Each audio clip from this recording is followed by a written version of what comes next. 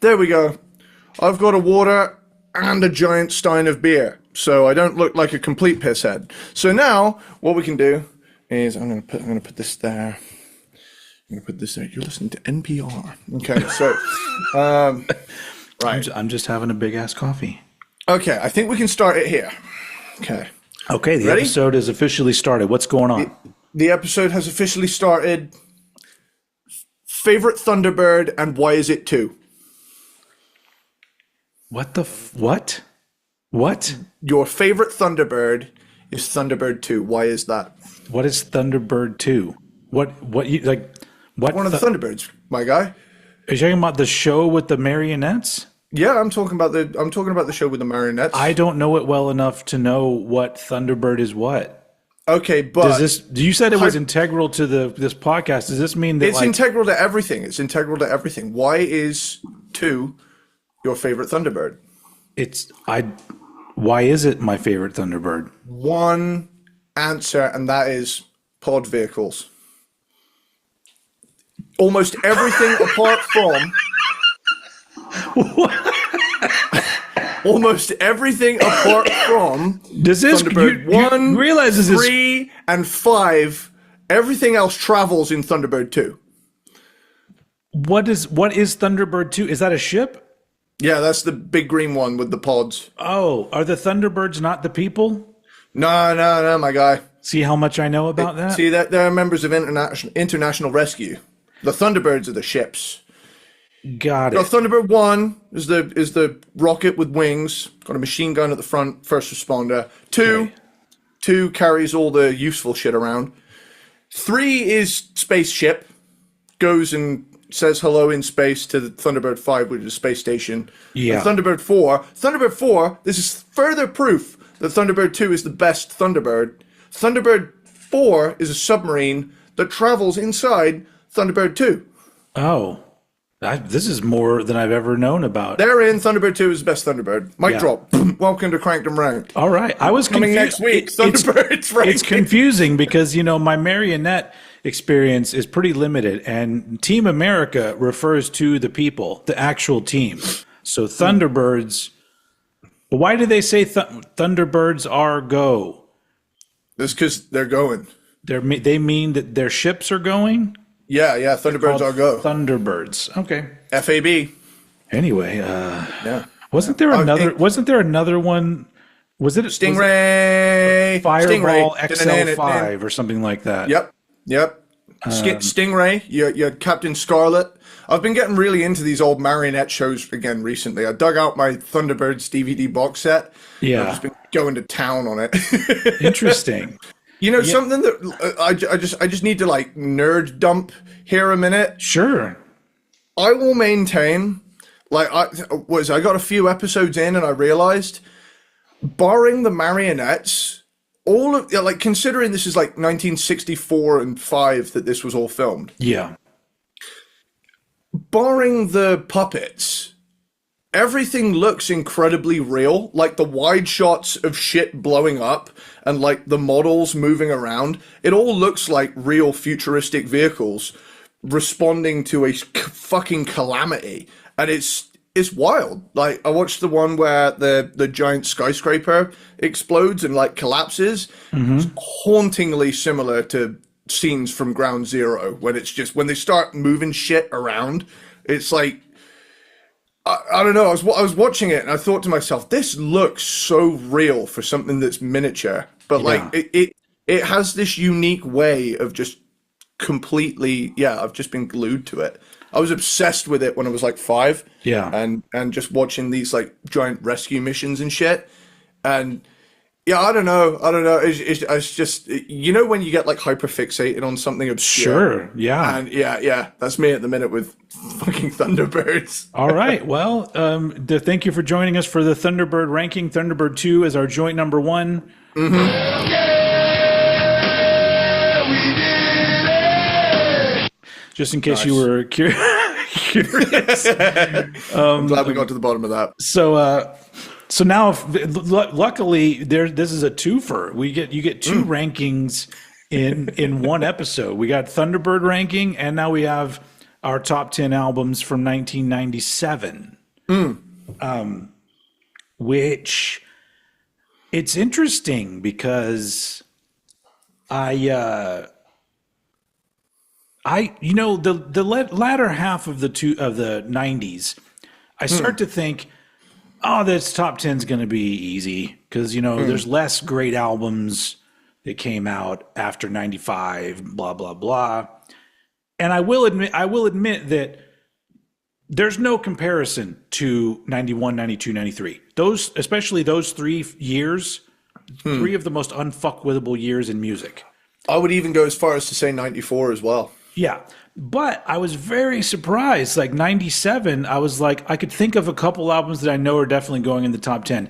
And then I just started like going through and finding albums and making a list. And I had like 50, I think. I mean, maybe more like 35. But I had a lot of albums. And I'm just like, wow, and I like all these albums. So, and they all were 1997. I just think, like I've said many times, I think those of us that were around in the early 90s, we all got very spoiled. And so, I think in hindsight, when we were going through the later 90s, all of us were going like, it used to be like, monumentally amazing albums coming out every other week. Yeah. And there are some amazing albums in my top 10. I whittled it down to my top 10 and I kind of put it in an order that I kind of happy with, I guess. Left out albums that are fucking great that other people would probably easily include in their top 10. But I'm happy with it. But 97 was a really strange year because that was my first year post high school. So, yeah. And I didn't go to college right away. I took about a year. So I guess maybe in the second half of 97 is when I actually started taking some college classes, but it was at a community college, which might as well just be high school number 2 that you got to pay for. But it was a weird time for me because I did not transition into adulthood very well because I didn't want to have responsibilities. So it's a weird Feel time. that. Yeah. I'm going to swap these around because this one is... He's swapping his beer and water around, podcast people. Yeah. The beer's more fun. I have my microphone closer to my mouth now because I realized that in my new room, there's a lot more room ambiance that I can't get rid of. So if I like talk over here, you hear a lot of that ambiance, but it goes away if I'm like here in the mic. I have to be like those podcasters you see like all over the internet now where the mic's like right in their face. Say, yeah, I'm a podcaster. I think we should get like a fucking. I think we should get like a Britney Spears mic that's just like on us. Oh yeah, then we could do some choreographed moves during the baby. Yeah, it's Britney. Kip bitch. Winger fucking had one. It's Kip Winger, bitch. Dude, one of my favorite moments in any Winger song is the one. What's that one on the second album that has like a 1982 style rap breakdown, but it's 1990. I don't know. That's what is that? Is that one is called like In the Heart of the Young or something like that? Yeah, In the Heart I of don't the know Young. that one very well. I know the first one really well, and then after that, I completely fall off. And then I think they did one called Pull. Was the next one? Yeah. Pull by Winger. We will rank Winger at some point. In fact, that would actually be We will pretty wank fun. Ringer. We will Wanger. I'm pretty sure it's Baptized by Fire. Okay, Baptized by Fire, track 9. Okay, hold on. Real quick. Let me find it. I want to see a live reaction to this. Hold on. Oh, for me?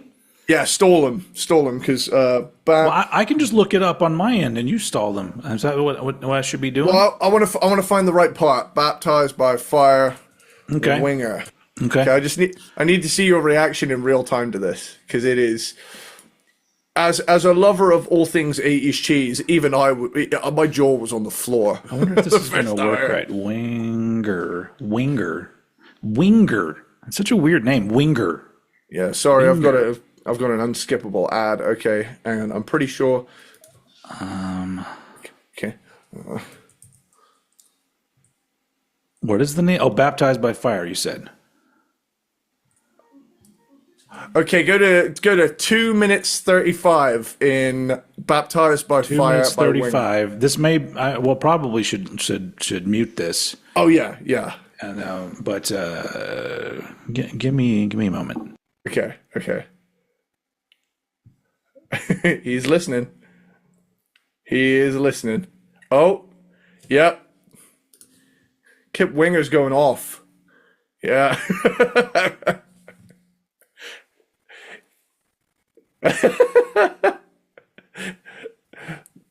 The look on his face right now is priceless.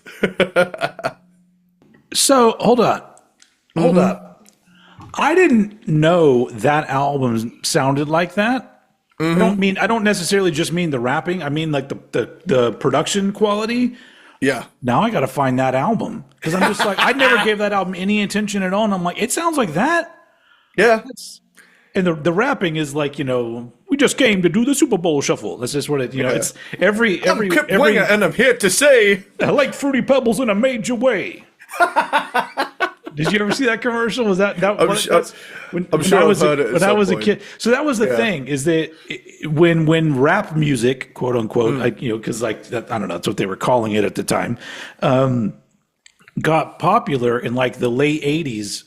Like it was popular, and then it crossed over to where old white men knew about it now, and so literally every commercial started to have like we got a rap now, and it was always that kind of rap. And there literally was a commercial for Fruity Pebbles. Fred Flintstone goes, "My name is Fred, and I'm here to say I love Fruity Pebbles in a major way." It's like that bit from fucking Wayne's World where he goes, "Come bust a move where the games are played. It's chill, it's fresh, it's Noah's Arcade." Yeah, that was that. Everybody was doing that. I'd have to say, Sphincter says.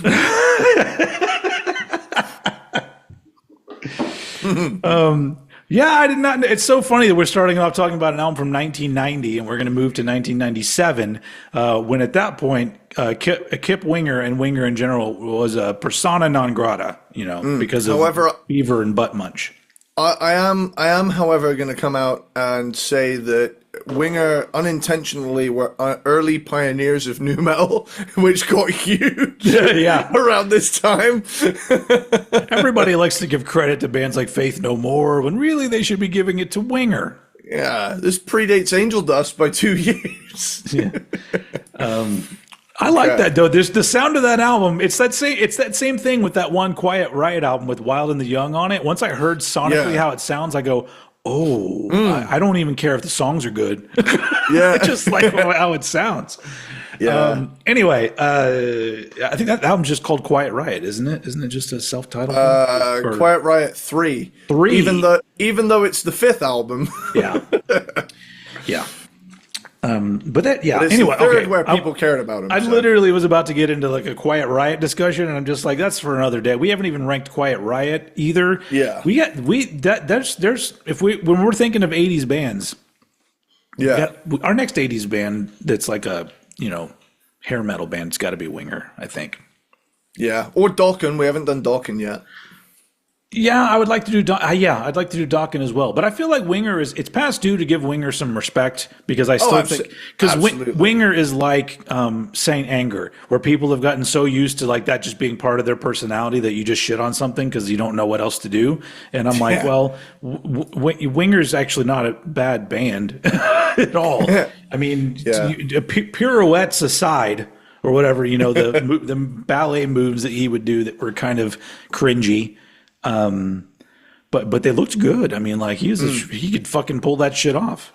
Fucking owned it. Anyway, okay, we're not moving to 1997, and Eddie was still 2 years away from being born. 1 year away from being born. I was conceived in 97. Top 10 things that happened in 1997. Eddie's mom got boned. At least once that we know of. So there you go. I'd say that was probably the number one thing that happened in '97. Because if you weren't born in '98, who would I do this show with?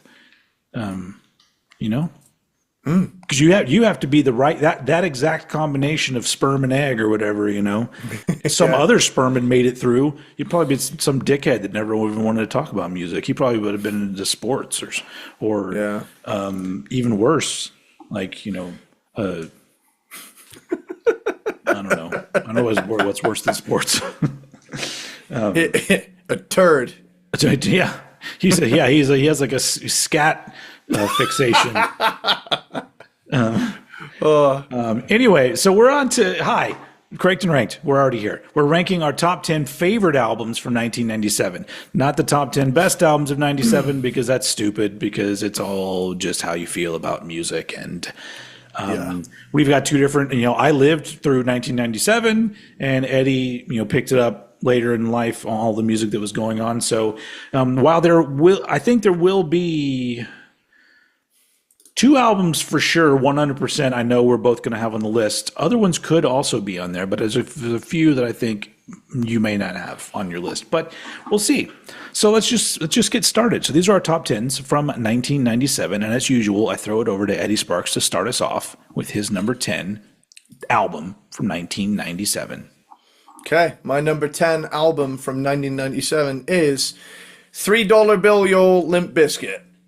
Yep, this one barely got nudged out of my top 10. Well, which hurts my heart because if you put on Counterfeit anytime, that shit is the volume's cranked all the way as far up as it can go. That's a banger. Yeah, it's Limp Bizkit at their most raw. Before this is pre blow up, so this era is really interesting to me. Where it's like, it's Limp Bizkit, but a less polished Limp Bizkit. Yeah. And funny enough, the way that they blew up was so weird because they kind of made a minor splash but then they decided to release Faith as a single and then they exploded. Yeah. And so that's why the showing you that door. the build up to the next album was a big deal because people loved that cover of Faith. Yeah. And imagine if they hadn't done that cover, would they have been another band like one of those other also rans from around the time that nah, I doubt it. They were a good band. They would have made it somehow. They didn't need George Michael. They didn't need to get George Michael's lyrics wrong in order to make it. That's the one thing that always bothered me. I'm like, not only did he only do one verse of the song, but also he got all most of the words wrong. But yeah, it's a fun album. Any Limp Bizkit album is going to be a fun album. Yep. To some extent. But yeah, I thought this would be a fun way to kick things off because in the last 2 to 3 years, I've really gone through a nu metal forgiveness arc where I've been like, actually, this slaps. It's not my fault that it's all Kerrang played anymore. So yeah. Yeah. Well, that's the thing that's what killed some music, especially even for me, is that it just got too much of the same got overplayed. Whereas if you would let that genre become a big deal and also have this other big deal kind of intertwined, then I think it would have been a better experience. But the radio stations and record companies got so focused on just one sound that you're just like, God damn it, can you milk it for cash? I can't be the only one that wants a variety. Jeez. Yeah. One thing I will give nu metal is it's the last genre I can really think of, like maybe early metalcore, where it was like a distinct movement. Yeah. Whereas now everything's just kind of like, this band's a little more metalcore-y, this band's a little more nu metal-y. Yeah. We're all riding the same sort of. It's not just the newer bands though. But it's not just music. It's like that same thing that people bring up all the time. They say stuff like, if the movie Dazed and Confused was made today, it would take place in 2012 or something like that. And you're like, that's not that much different than today. Yeah, because shit's gotten so fucking boring that like there's no everything. It's almost like back in the day there was like a middle ground, like a generic kind of music. There was always been music like that, but I feel like the pool of those bands has gotten wider and wider and wider to the point where that's the all-encompassing thing now. You all fit in this one pool, which has all these general things, and you all mix up the general things in some other general way than this other general person did. And then the bands that are truly unique and truly cool are all on the outskirts, where the outskirts weren't so far away in the 90s. Now they're way the fuck out there. So it's sad. But it's like, it's just, man, I don't know. That's depressing.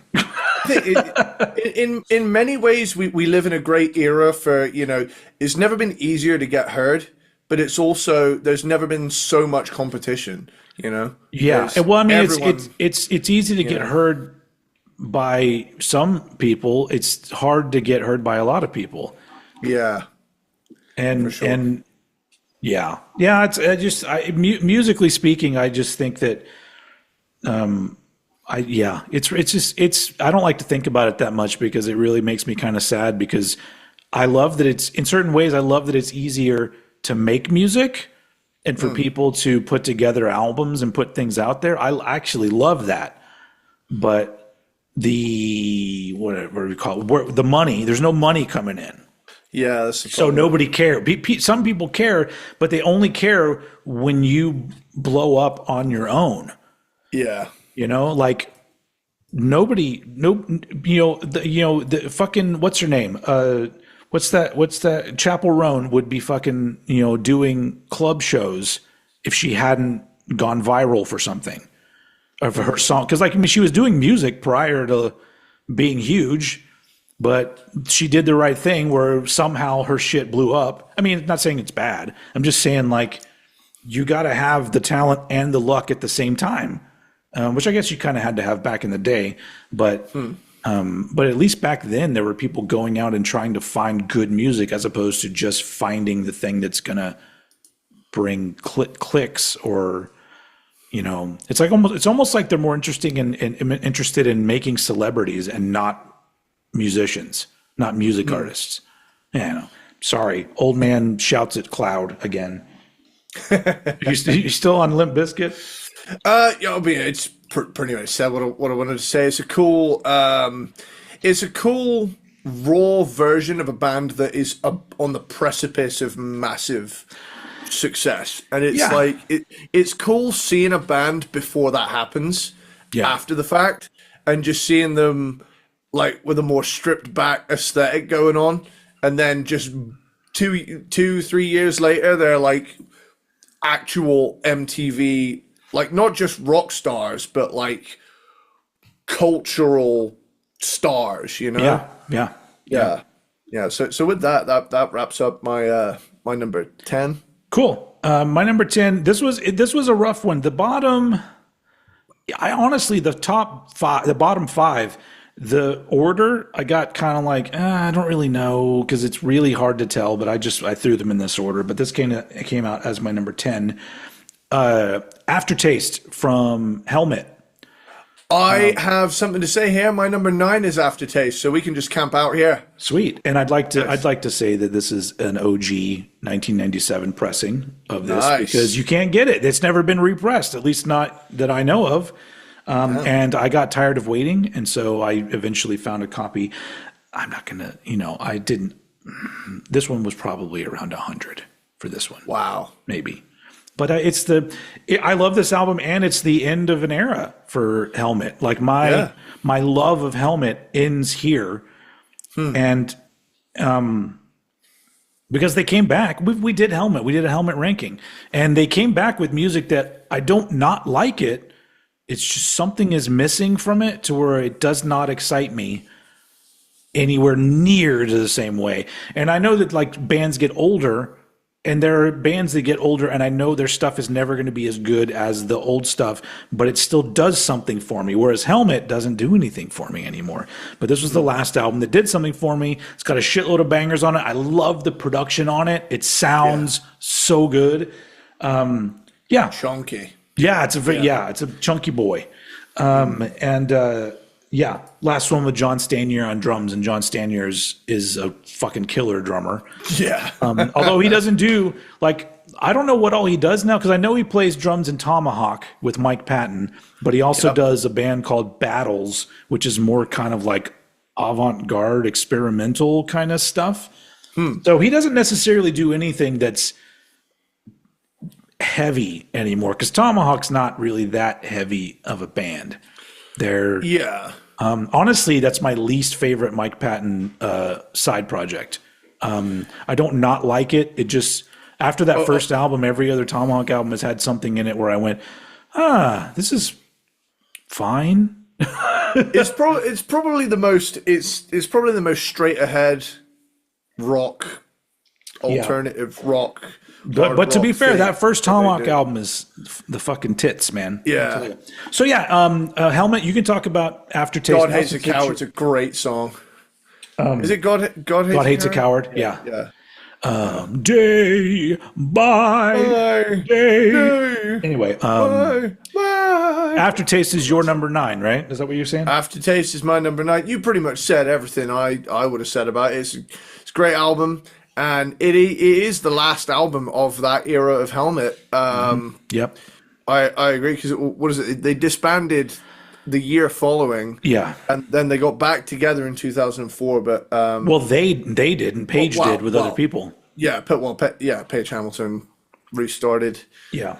Winona Ryder, man. Yeah. Even now, I see footage of them on the tour that they're on currently, and I'm like, yeah, this is fine, but it's not. If the energy is not there, even the musicians on stage with them, I'm like, they seem like they're capable players, and they make the song sound fine, but I can't explain it. There's some bands like that where everything that really made them special to me kind of faded really quickly. In their case, it went away and never came back. And I think we've determined that Winona Ryder is the problem, because she dumped Page Hamilton, and he comes back with music that I don't like as much.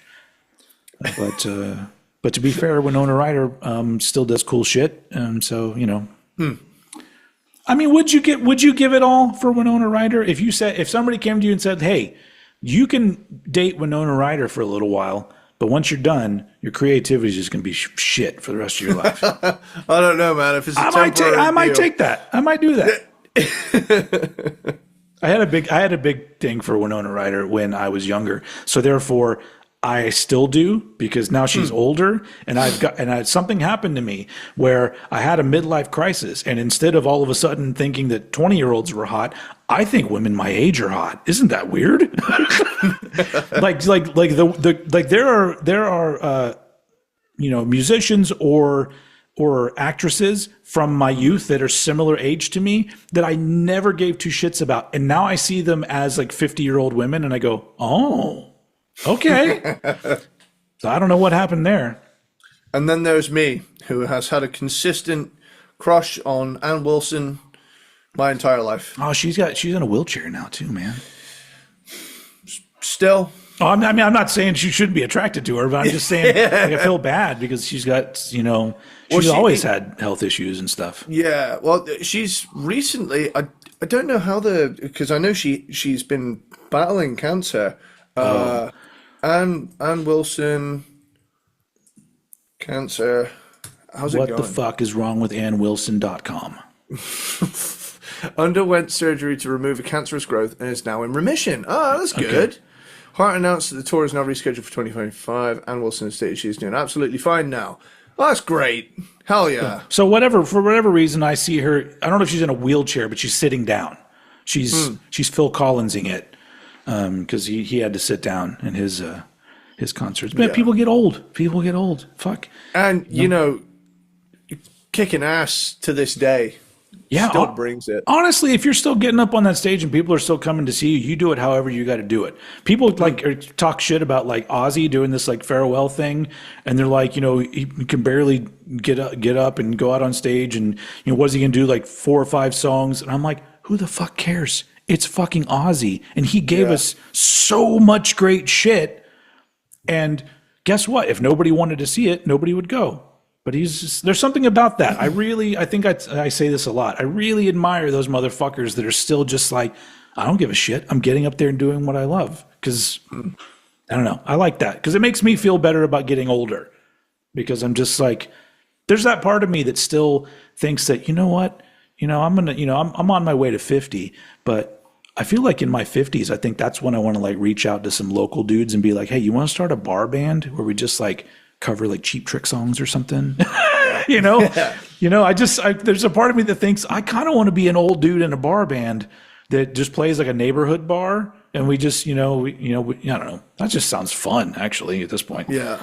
Anyway, all right, are you done with Aftertaste? Yeah, pretty much, yeah. All right, my number 9, Green Day, Nimrod. Knew this would be here. This one, funny enough though, this is a Green Day album that I do like, and the last time I saw Green Day live was on this tour, and but I got this. It was one that took me a little while to get a vinyl copy of because I was like, I don't know, and then I finally got one, and when I was listening to it, I was like, oh wait, I totally forgot. Like, there's just like so much good music on this. It's like the longest Green Day album, but so much. Back. He's got Take Back on it, but like redundant and scattered, and the Grouch, Uptight. There's just so many. I mean, not to mention Good Riddance, which is like one of their most popular songs. But it's just got so much great music on it, and it's a cool variety of stuff. And I think that I took it for granted at the time, because like now that in hindsight, I put it on and I'm like, oh man, this is like so much good shit, and the production is really fucking good. And it just sounds amazing. So not my favorite Green Day album, but this is one that now has way more nostalgia for me too, just because seeing them. That was that has to be the last time they ever toured clubs, and I saw them at a club essentially. Which was weird because I'm pretty sure they went to like doing theaters and then went back down to doing clubs, and I saw them on that weird slump before Good Riddance like took them back to being stars, and they've just been stars ever since. Well deserved though. Great fucking band. Seem like great dudes. So that's my number. What is we on? 9. My number 9, Green Day, Nimrod. It's a good one. 'Tis a good one. Hold up. I'm sorry. I don't mean to derail this.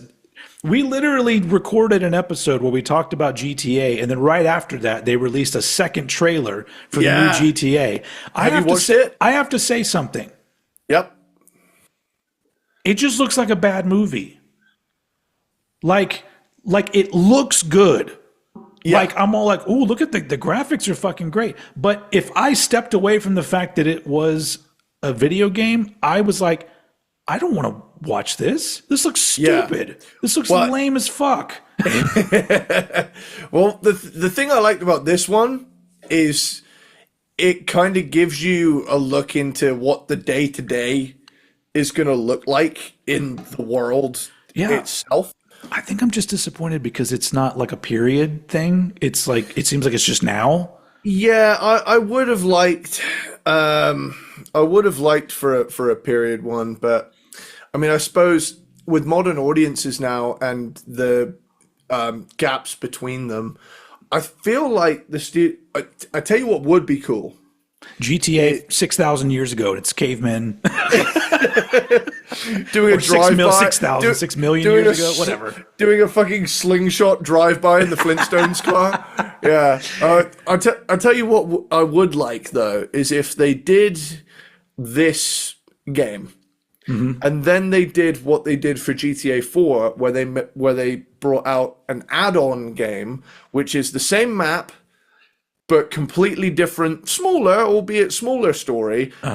But there's two add-on games that came with GTA 4. You got the main story, which is like 100 missions, and then the other two games are like 25 each, which comes to about 50 missions overall, with a lot of side stuff as well. Yeah. And I think what they should do is, if they don't do it for a DLC, like downloadable content add-on game, I think what they should do is, I think they should have an online mode where it's 80s mode, where all of the traffic is 80s cars, all of the music is just the 80s stuff, and it's essentially a modernized version of the old school Vice City. Hold on. I just came up with a great idea. Okay, so hit me with it. Rockstar Games, you're welcome to take this idea, or if somebody knows people that work for Rockstar, take this idea and give it to them. So, in the current game that takes place nowish, in one of the missions, you stumble upon a time machine. Hear me out. Hear me out. Though. The time machine, you don't know where it's going to go. Like, it's kind of like a malfunctioning time machine. But here's what would be cool. You get in the time machine, and it takes you back to like GTA San Andreas. You now get out into the GTA San Andreas game. Yeah. Now you're the current character, but now you're going back in time to GTA San Andreas, or the 80s one. What's the 80s one called? Vice City. Like, you just end up time traveling to those games. And I think with the graphics as they were then, like, you're a modern game character in the PS2 era graphics, and you're interacting with people whose fingers aren't individual things. Everyone in the old PS2 ones had just had cupped hands. Yeah. So it would look like they were kind of picking something up. Yeah. You know. And then eventually one of them, you accidentally wind up at the fucking side scroller or whatever that original one. GTA 1. It's like. And you're just like wandering around like, why can't I move everywhere anymore? Anyway, I just thought that would be fun for fans. But if money was no object and they could program whatever they wanted, it'd be cool to like update those games to where you're jumping into San Andreas only with modern day graphics.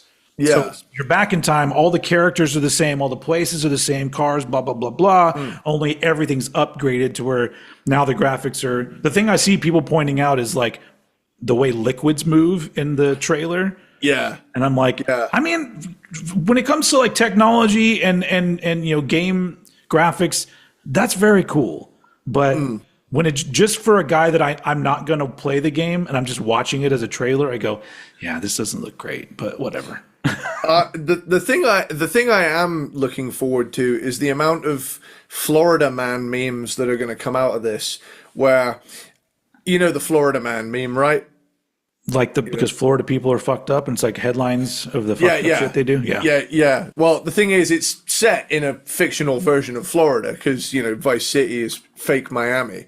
So there's going to be so many. I reckon so many people are just going to take screenshots of the game and just put like Florida Man does whatever happens in the game or something like that. I think the Florida Man meme is going to hit hard in 2026. That's my prediction. Yeah. Or Leonida Man, because that's apparently what they've renamed Florida in the game. Oh, okay. Yeah. All right. Well, moving on to your number 9 was Helmet. Yep. Now you're on to number 8. Yep. My number 8 album of is 1997. 101 Proof Pan fucking Terror official live. Okay. I was like, what is this? Okay. Yeah. So this one. I thought about, I like to put a live album here or there in the year episodes, because we don't really talk about live albums all that often on the show. No, we should. Did we ever do a top 10 live albums? I think we've been thinking about doing like ranking the Metallica live albums and the Kiss live albums. I think we've talked about. We should just do our top 10 favorite live albums. Yeah. Because we did like favorite EPs, didn't we? We did a favorite EPs episode. Yeah. So we should do a favorite live album. We could also do all those other things too. I mean, the possibilities are endless. And I'll talk about Metallica and or Kiss every day. So Yeah, I think the Metallica and the Kiss ones, they got to be their own episodes. yeah.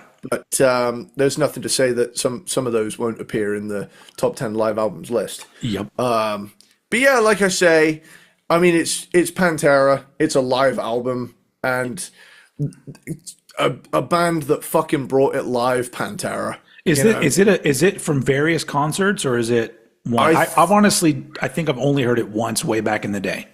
So first 14 tracks are live recordings of songs from previously released studio albums, starting with Cowboys from Hell. The last two songs, Where You Come From and I Can't Hide, are new studio recordings.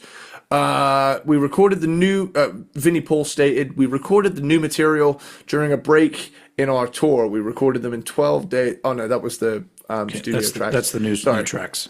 Sorry, that was my bad. Yeah, so it was recorded between 96 and 97. The live tracks are taken from. Oh, okay. Just so that touring time. Okay. Yeah. So you got, and I'm gonna run through the set list. Okay. A New Level, Walk, Becoming, 5 Minutes Alone, Sandblasted Skin, Suicide Note Part 2, War Nerve, Strength Beyond Strength, Dom Hollow, a bit of a medley. Yeah. This Love, I'm Broken, Cowboys from Hell, Cemetery Gates, fucking Hostile, and then you got Where You Come From and I Can't Hide. Yeah. That's a good time. And Yeah. for 76 minutes and 23 seconds, that's a good time. I'd like there to be them to put out a live recording of like 91 Pantera, because I have a bootleg of a live show from 92, the Vulgar Display tour, and that's cool and all, but and I know they got to be out there somewhere, but that's really the era that I'm interested in, because once you get further on in Pantera's career, the band sound fantastic and Phil does not. So, I mean, even like, that time period, like I don't remember it, but I'm pretty sure his vocals are not amazing on it, because he was smoking too much and, doing whatever other drugs. But I'm going to see Pantera again next month. I'm going to see quote unquote Pantera again next month. Nice. I'm seeing Metallica again because they're coming through my city, and so I can't just not go. The cool thing is the opening is Suicidal Tendencies. Nice. Which the fucking lineup of Suicidal Tendencies right now is fucking insane. Like it was already good before, but so you have Mike Muir, obviously. You got Dean Pleasance, who's been the guitar player for a while. He was in Infectious Groups. Jay Weinberg on drums. Holy fuck. What's his name from Dillinger Escape Plan? Shit on guitar. He's not called shit. He's not called shit. I know his name and I can't think of it right now. And you have Ty Trujillo, Rob Trujillo's son, on bass. Yes, that's wild. That's a crazy lineup. And for a while they had Dave Lombardo on drums too, but not anymore. Lombardo, I don't know what he's doing now actually. Ben Weinman, yes. So yeah, did I say the drummer's name right? What's his name? Jay Weinberg. Jay Weinberg. Okay, there's too many wines going on. Yeah. But yeah, so I'm looking forward to seeing them, but then I got to sit through the Pantera thing again, which was fine, but it was kind of like Phil was just like wandering around it with no shoes on. There's no energy really at all. I know he's an old man, but I don't know. It was really kind of, I just sort of paid attention to Charlie Benante because he's a great drummer. And I'm like, he doesn't sound as good as Vinnie Paul playing Vinnie Paul's stuff. But, but yeah, it was just kind of, and it also seemed like there was randomness. Like they just randomly out of the blue just played the breakdown from Domination, like not even in the song. And I was just like, I mean, it was almost just like them going like, hey, remember this? Yeah, cool. All right, next song. And I'm just, it's very just like, all right, cool. You played that one part of Domination. Just play the fucking song. Anyway. All right, but never mind. I'm sorry. I'm on it. So, but Metallica, I'm looking forward. to that. Yes. Obviously, Nice. they always fucking rule every time I see them. Are we moving on now? That was Pantera 101 proof. Is that what it's called? That's the one. I think it's 101 proof official live. Nice. 10 proof. Okay, and then my number Official live 100%, 101 proof. Heroin needle in my goddamn dick. yeah. I'm in every fucking band. My number 8, Silverchair, Freak Show. Oh, how did I forget that? Fuck's sake. It's this is quite possibly my favorite Silverchair album. Their second Definitely album. mine. And it's because like Frog Stomp's good, but I feel like there were some kinks in the songwriting and performances to work out, and then this is them becoming a really fucking fantastic band while still realizing that they're a 90s rock band. And and it's got my favorite thing about this, which I didn't bring it up on the ranking, I don't think, is that which song is it? I don't know. I don't remember which song it is. Anyway, there's a song on here. Fuck, now I wish I could remember what song. Is it Learn to Hate? It might be Learn to Hate. I don't know. I just know that there's a riff on this album that I think 6 months later, Deftones release an album with the same riff.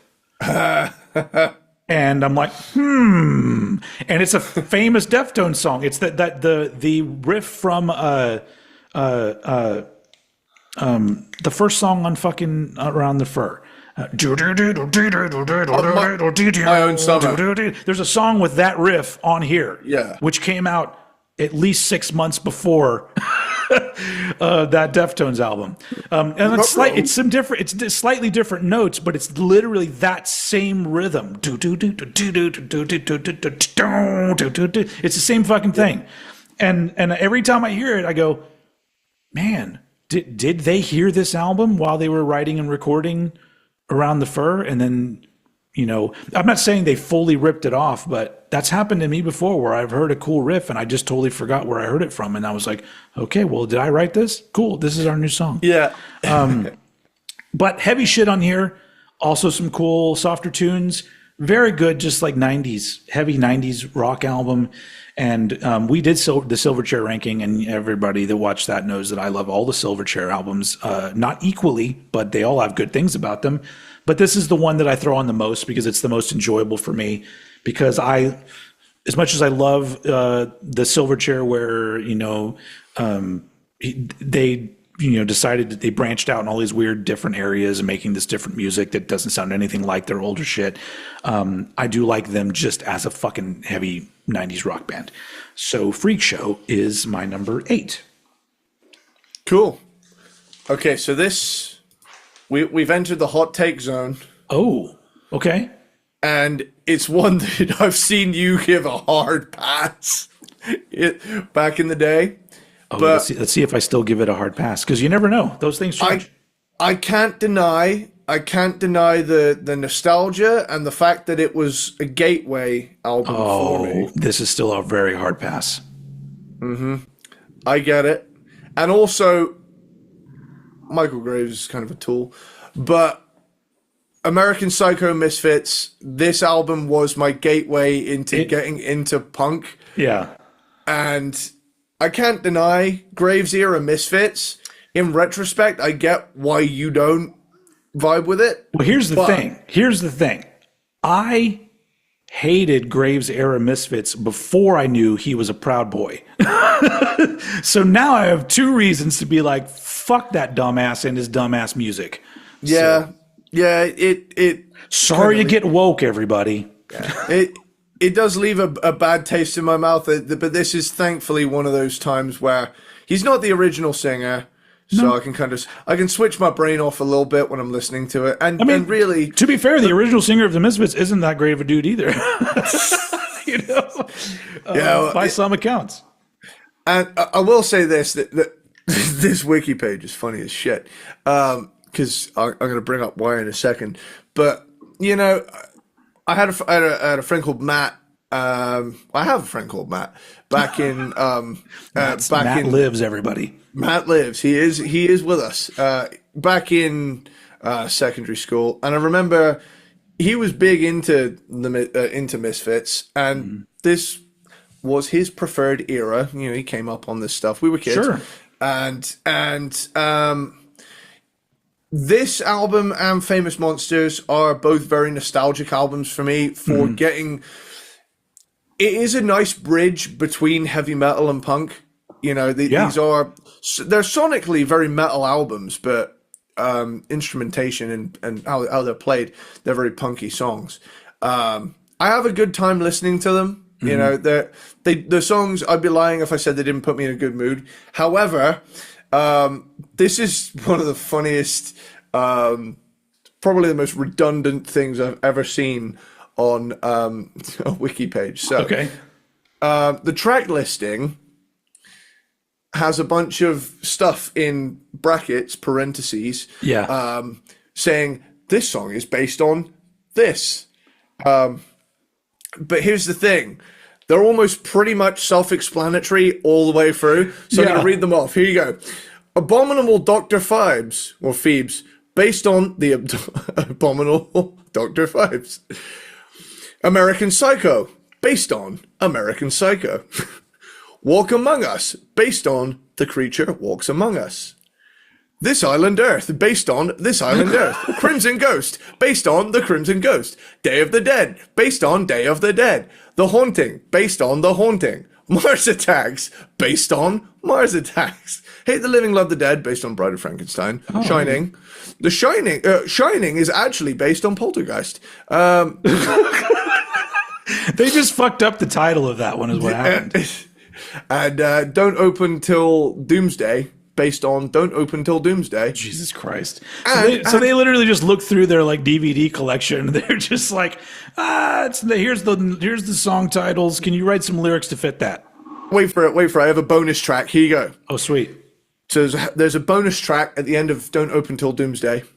Hell Night, based on Hell Night. Oh, yeah. Yeah. Nice.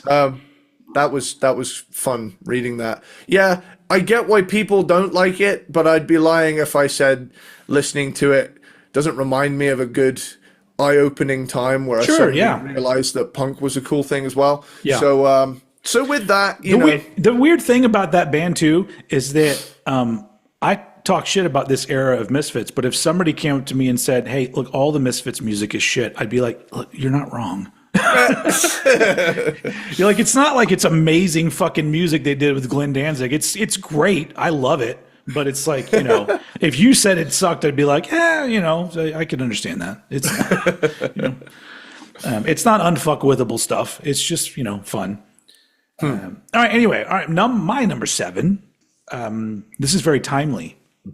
No Effects. Hey. So Long and Thanks for All the Shoes.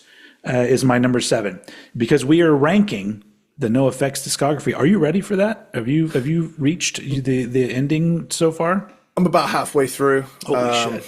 Yeah, you got a week, buddy. You got a week to wrap it up. I know. I'm gonna grind. I'm gonna grind this week. But I love this album. It will probably be in my top 10 of No Effects albums. But honestly speaking, probably lower down in the top 10. But it's a great album. It's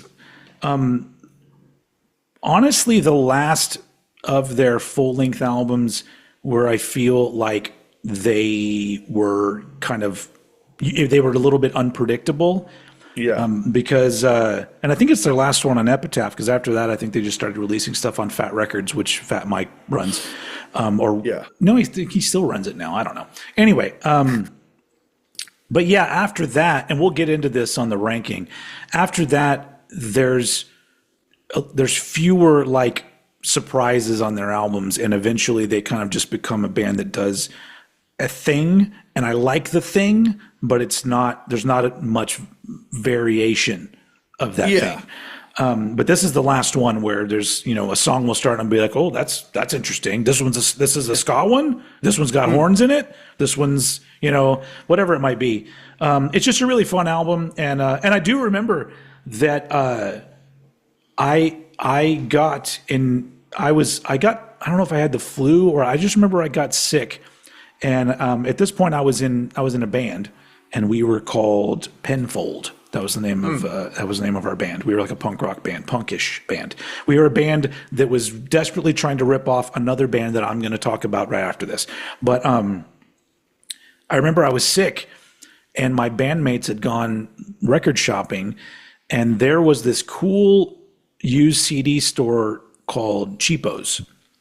Was Cheapos around in 97? Yeah, I think it was around in 97 already. Anyway, they would buy like anything. So like there would be tons of those like radio promo CDs where the big stamp says, do not resell, property of this label. Doesn't matter. They'd buy all those things. So my friends somehow stumbled upon somebody had gotten a promo for this album before it came out, immediately sold it, and then my friends immediately bought it for me and brought it to me to like cheer me up because I wasn't feeling well. So I got to hear this album a good couple weeks, a few weeks before it ever even came out. And at the time in 97, I was like, holy shit, this hasn't even come out yet. And so I got to hear it early. And so I always remember that them coming to visit me while I was sick and bringing me this. I'm like, oh, you guys are like real friends. You're my real friends. Post note to that story. I don't talk to any of those people anymore. But I love this album. NoFX, So Long, Thanks for All the Shoes. Do you get the reference in the title? So Long and Thanks for All the Fish? Yes. Yeah. Because Fat Mike was a big Hitchhikers / Douglas Adams fan. They even mention, at least one song I can think of mentions a character from Hitchhiker's Guide. In the album Ribbed, he says, I'll read about Zaphod Beeblebrox to pass the day. He says that line in there. That's probably just because you wanted to put Zaphod Beeblebrox into a song. Because that's just an interesting name as it is. I've just noticed something. My name is Slotty Botfast. I was gonna say I've just noticed the pattern on there. Is that like a Neapolitan ice cream reference? Yeah. I think so. Yeah. Also, I've only just noticed that. The vinyl version I have also has that pattern on it. Cool. This is a recent repress because it's not an easy one to come across original pressings. Although I do have a whole lot of original pressings of NoFX. And I do like cool pressings like that, though. I've got like a marbled green and yellow pressing of Saigon Kicks The Lizard, and that thing's fucking cool. Is that the one that I have too? I think I have that one too. Yeah. When it comes to represses, if I can't get an original and there's a repress of it, especially ones from like the 90s, I'm all like, yeah, just do like a cool color or something. Because at the end of the day, I know that it's probably just mastered from a CD or whatever. It's like because they don't have the original files. Most of the time it seems these days. So I'm like, hey, just make it look cool. Then I'll buy it because that's I'm a collector and I like listening to stuff on vinyl overall. So that's how it works. Anyway, that was my number 7. So now we're on to your number 7. Okay, my number 7 here is this is another hot takey one because this one isn't a particularly loved album in this discography, but it's one that's really grown on me over the years. Okay. And that is Falling Into Infinity by Dream Theater. Okay, yeah. And they got a new one coming out, I've heard. Or they're recording a new one. It's out. Oh, shit. Well, see, that's the kind of fan I am. I don't even know. Yeah, Mike Portnoy's back on the drums. Good Poity. Poity's back. Poity boy. This album is an interesting one because you got the first album's really 80s. They've got a different singer. Second album, Images and Words, is a classic. Followed up by our joint personal favorite, Awake, which is the moody mid-90s. Still a little bit of the old school production there. There's still quite a lot of reverb on the drums. And it's very moody, but simultaneously moody and vibey, but chunky as well. But this one here, this is their this is the most blatant radio rock Dream Theater album. There's still a lot of prog on it. There's still long songs on there, but there's a distinct move towards. I mean, fucking hell, one of the songs has a Desmond Child co-write on it. Yeah, I don't even. It's so funny that how quickly those albums left my memory, because I'm like, that sounds like an album I would have put higher up because I enjoy that kind of thing, but I don't remember. Yeah, we did a ranking, and I don't remember any of it. Is that nearly 2 years ago now? Maybe. Fuck, I don't know. That's crazy. Yeah. We've actually we're approaching the 5th anniversary of this show. Yeah, next month, right? Yeah, June. I think it's June 3rd, isn't it? The first episode dropped. Something like that, man. Well, would have been earlier if my recording software didn't shit the bed the first time we tried to do an episode. That's all right. I'm still going to maintain that was the best thing that could have happened, because we had like a test run, and when we started, we were more ready to go than we would have been. You know. Dude, I was so nervous the first time because I'd never collabed with anyone else before. Yeah. So when it shit the bed, I was like, oh no. How do I tell him? Yeah, I literally just I felt the color leave my face at the time. I was like, oh no. Yeah. Yeah. That was dang. The recording of this podcast for a while was a little bit more of a chore, because you had to you record stuff on an iPod, and then we had to make sure the iPod was still running, or something like that. Here's how much we've streamlined things. Nowadays, I have this specific for podcasting microphone running into an iMac, in my studio.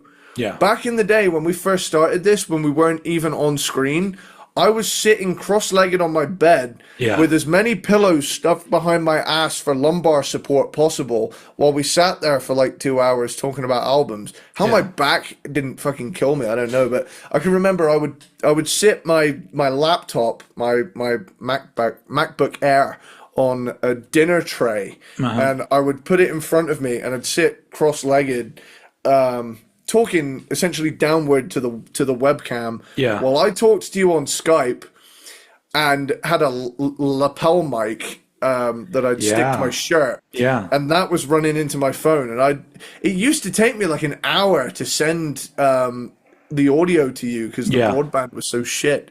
But nowadays I just take the audio straight off. You literally just rip it right from Zoom. It's so much easier. Technology. It's crazy. We've really upped our game.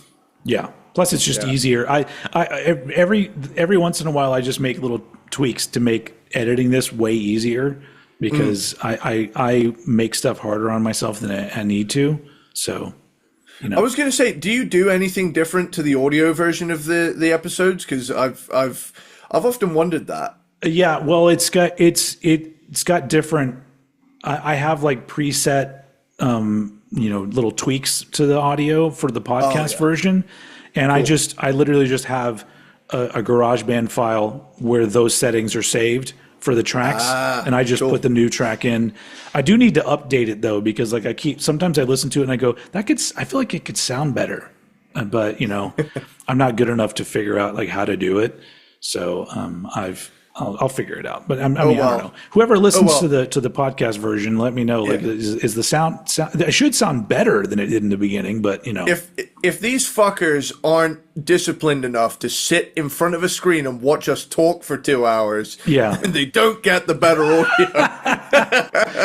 I just know that like it's so weird that we've been doing this for this long now, because I remember when we started, I already felt like, man, everybody's got a fucking podcast. But that's got even more to where like every fucking body has a podcast now. Yeah. And I'm just like, and I see these dudes that have like these really fancy setups, and the video is like really good quality.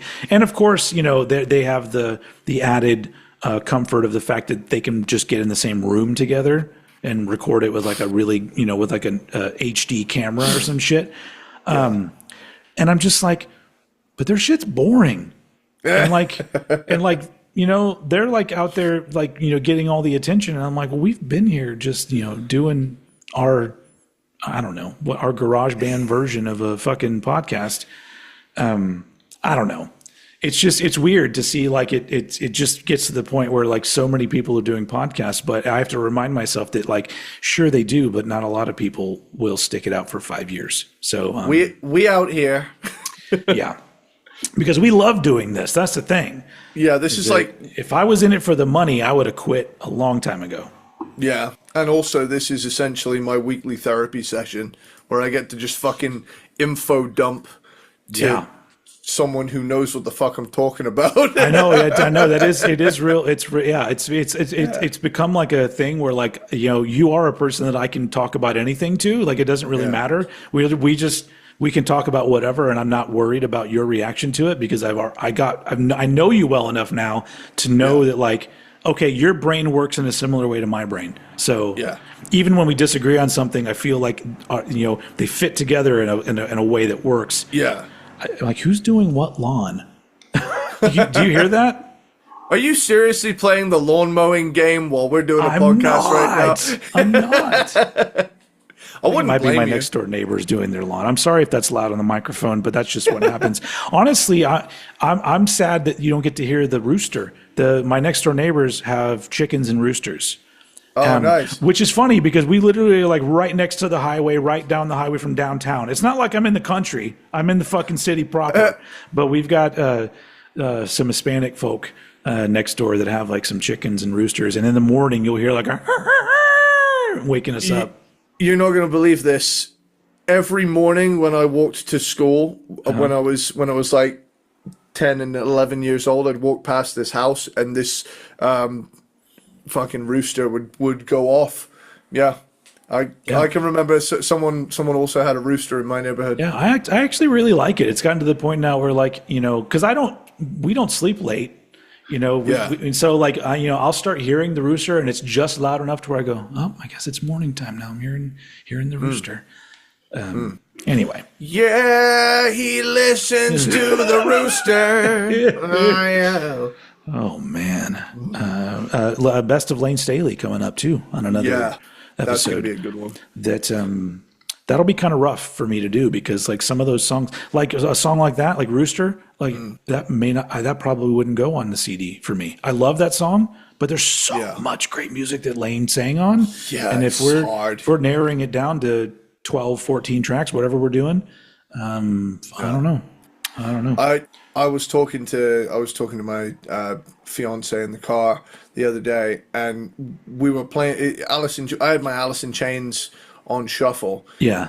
And she looked at me and she said, Alice in Chains don't have one shit song, do they? They're just fucking amazing. I said, yeah, it's true. Yeah. Especially as I'm driving along. Especially that era, the Lane Staley era. Like I'll go one further and say, not only do they not have any shit songs, they don't have any songs that aren't excellent. Like there's amazing down to excellent is every Alice in Chains from that era. In my opinion, of course. Top tier stuff. Speaking of opinions, are you done with Dream Theater? Dream Theater, your number 7? Yeah, I just wanted to highlight that this one, it's a little more straight ahead. You know, it's still very prog in places. But for the most part, the songs are shaved down. It's a bit more streamlined. And there's some good songs on it. I mean, You Not Me, Peruvian Skies, Hollow Years, Burning My Soul. I enjoy the shit out of this. It took some time to grow on me, but you know, take away my pain, just let me breathe. I mean, I love these songs. And it's also the only album to feature Derek Sherinian on the keyboards. Oh, okay. Who also has worked with Kiss at some point. Nice. So yeah. 6 Degrees of Kiss. We need to try and do an episode where we don't mention them. Oh Jesus. Yeah. Hit me with the Paul Stanley. Oh shit! Sorry about that. Oh. He fucking left the band. Wrong number. Hold on. Every once in a while, we like to get a little wasted. We like to take a taste of alcohol. All right. Oh yeah. It's so funny that that the on that most recent Kiss live album that I got from the 80s, from the Asylum tour, he does that speech, a version of that speech you talked about, where he's like, she was holding on to my cock. Like he does that speech in that. Yeah. And I was like, oh, hey, it's this one. That's a fun fucking live album. That's like, and I know people were bummed out because you could only buy it as a bundle with a t-shirt, but I wanted the t-shirt because it's from San Antonio and they did like a Texas themed thing on the back of the t-shirt. But the thing is essentially like a box set the way it's put together, and it's good quality. It sounds great. And I'm just like, because I'm not going to buy all of those official live things they put out. But certain eras, I'm just like, yeah, I'd like that. So pretty much the mid to late 80s era Kiss stuff, if they do like a Crazy Nights era live one, I'm going to be like all over that shit. Even Hot in the Shade, I really, really, really want them to discover a tape of the Cornwall Coliseum 1984 show. It's weird that they played in an area that I worked when I was a teenager. It's Kiss. I live in such a butt-fuck nowhere part of the world compared to places that get big bands coming through. Like, I don't live in an area like London or Birmingham. We don't have these. The closest we have is probably Plymouth Pavilions. Do you want to know the set list for the Cornwall Coliseum show? Go for it. All right, I found it here. October 2nd, 1984, Cornwall Coliseum, St. Austell, England. St. Austell, yeah. St. Austell. All right, set list. Detroit Rock City. Damn. Cold Gin. Nice. Strutter. Oh. Fits Like a Glove. Oh. Guitar solo. Under the Gun. Heaven's on Fire. War Machine. Holy Drum shit. solo. Young and Wasted. Oh, damn. I've Had Enough, Into the Fire. I Still Love You. Lick It Up. Bass solo. I Love It Loud. Love Gun. Rock and Roll All Night. And then an encore with Creatures of the Night and Black Diamond. Oh, fuck, dude. Yeah, it's a good... yeah. So that was the Animalize World Tour. I was trying to see... So there's audio of it. I just found it on YouTube. Kiss Cornwall Coliseum, St. Austell, England, October 2nd, 1984. This seems like the whole show. If you look that up on YouTube, you'll see it there. I don't know what I don't know what the quality is like, but it's available. Hold on.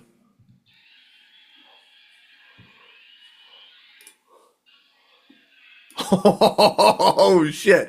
Okay, that's going to be my evening listening. Yeah. Holy shit, I didn't know this existed. Oh, it was posted 3 months ago. That's why. I haven't looked up. Okay, so what is it? The top comment says, I remember this gig. First time seeing Kiss. I was living at RAF St. Morgan.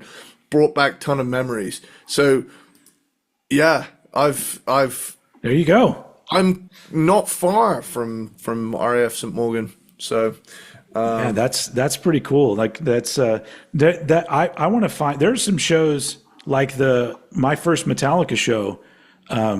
There's a couple you can watch the video of it from Austin, Texas, from 1994. This is my and there's even like wider shots where I'm like, oh, I'm in there. Like I know where I was. And you can't really see me, obviously, and I had short hair at that point. No, I had long hair. It was 94, so my hair was longish. But I'm in the crowd there, and that was the one where they were throwing shoes on the stage, and Hetfield got pissed off because people for some reason were throwing shoes. Anyway, shit. But that's cool to see because sometimes I'll go and just watch that and be like, yeah, that's that show that I went to. That was fun. That's one where Fight played, and I didn't give two shits about Fight, and now I wish that I did. Because I'm like, Fight played that show? Man. Down to the gun. Yeah. Yeah. Anyway, we did a Fight, Slashed and Mashed. Go look it up, because Fight, they fucking rule. Anyway. You really kicked my ass. Okay, you done? Moving on to number 6. We're almost halfway done, folks. Mm-hmm. A lot of tangents this episode. All right, this is one you're not going to know this album. Most people are not going to know this album, but this was a very influential album to the point where the band I was in, we started trying to do songs like this band. This is the second album from a band called Screw 32, and it's called Under the Influence of Bad People. And this is on Fat Records. And they only did 2 albums. They did 2 albums and then they broke up. And they've tried to get back together with different versions of the band. So I've read, but there's a lot of like inner turmoil and shit, and they don't get along. But this album, it's interesting because going back and listening to it now, I kind of get why it was influential and why I liked it so much, because if you listen to it, there are elements of it where you go, okay, I guess there are elements of punk in it, but it's very unique in the way their approach to the music. It's really strange, even vocally speaking. It's kind of an odd combination of things to where it makes this music that is punkish, but it's a rock album. It's just interesting because like it was, a lot of like punk bands around this time started to flirt with other things where they're like, oh, hey, we don't have to play super fast and do these same kind of songs over and over again. We can, in the middle of our song, we can have a breakdown, things like that. And so the songwriting is interesting. Everything about it just even in hindsight now, I'm like, man, this band was super unique. And their first album's a little more, hardcore punkish, but this one is just they go in areas it's really interesting to where it's kind of hard to like nail down what do they sound like. I don't know. There's elements of punk, elements of rock, elements of alternative stuff in there, but it's all kind of together in this real sort of urgent package. And they were very influential on me at the time. So that's my number 6. Number 6, Screw 32, Under the Influence of Bad People. Sweet. That's a band I have to check out. Yeah. Yeah. But by the way, while we're on the topic of stuff I've been meaning to check out, guess what I found today? Just what? in a record shop out of the. Is this what you sent me a picture of earlier? No. Oh. This is a separate thing. Oh, what? Check it out. I found Cement. What? Who's Check Cement? it out. Who's Cement? Why does that look familiar? The cover of that album looks familiar. What is that? Wait for it. Why am I having a total brain fart? Okay, I'm gonna read you the lineup. Sean Matham, Senan Williams, Doug Duffy, and Chuck Mosley. Oh, that's why. Why. I haven't heard that in a long time. That's cool. 1993. Yeah. And apparently, so I'm told, there is a second Cement album that never got released. And there's according to Doug Esper, the guy that did those tours with him, a close friend of Chuck's who would play percussion at his like live shows. Yeah. Near the end. He said that there is a second Cement album collecting dust in a warehouse somewhere that they just can't get. Oh, Jesus Christ. So if someone can fucking break into that warehouse and steal it and leak it, that'd be great. It's probably not even that. It's probably like whoever oversees that warehouse, they can't be bothered to dig through shit to even fucking find it. Yeah. Also, while we're on the subject of hauls, I don't have these things with me, but I found a picture disc, weird shaped picture disc of Yankee Rose by David Lee Roth. That's fucking great. If you can, put it up on the screen if it won't get us demonetized. Yeah, I can put up the picture that you sent. I also found Paul Stanley's solo album. Mm-hmm. I got this. It's a 5-album pack of Europe's first 5 albums, and I've only ever had Final Countdown, so it's nice to get those other 4. Nice. And hold on, I only have Final Countdown and Out of This World. There's the only 2 I have. Out of This World. Yeah. smoothest lead tone of the 80s, in my opinion. Hold on, I've got two more things. Okay, Eddie's getting two more things. A lot of tangents in today's episode, but I hope you're enjoying it. Also, I'm a big fan of Eddie's shorts. Those are they're very cool. They're like a patchwork, almost like it's a quilt that was made into a little bit of twerking going on this. If you're listening to the podcast, you missed the twerking. But I also have a mustard stain on the Mr. Gumble shirt. I thought that was part of the design. I call it a poor man's tie dye. And over here we have Tina Turner Greatest Hits on cassette, and Beverly Hills Cop 2 on VHS. Oh, nice. Should have seen my face when I saw that.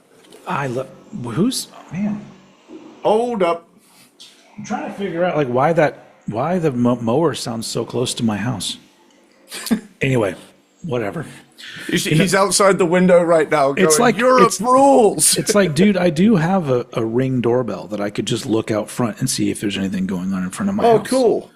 I need to get a Ring doorbell. No, it's nothing happening in my yard. I mean, to be honest, it would only be a a static shot of the other door across the hall. No.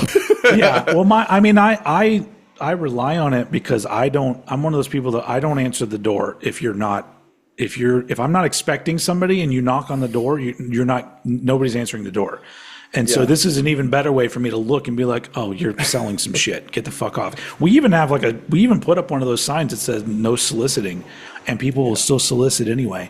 And I'll just be like, hey, did you read the sign? And to the left and right of the porch are the machine gun nests. Yeah. I'm sorry I used a big word like soliciting, but that means don't come to sell me shit. And I think you should just replace it with that. Yeah. Don't come and sell me shit. Yeah. We also have a really cool our front doormat says, I hope you like pit bulls.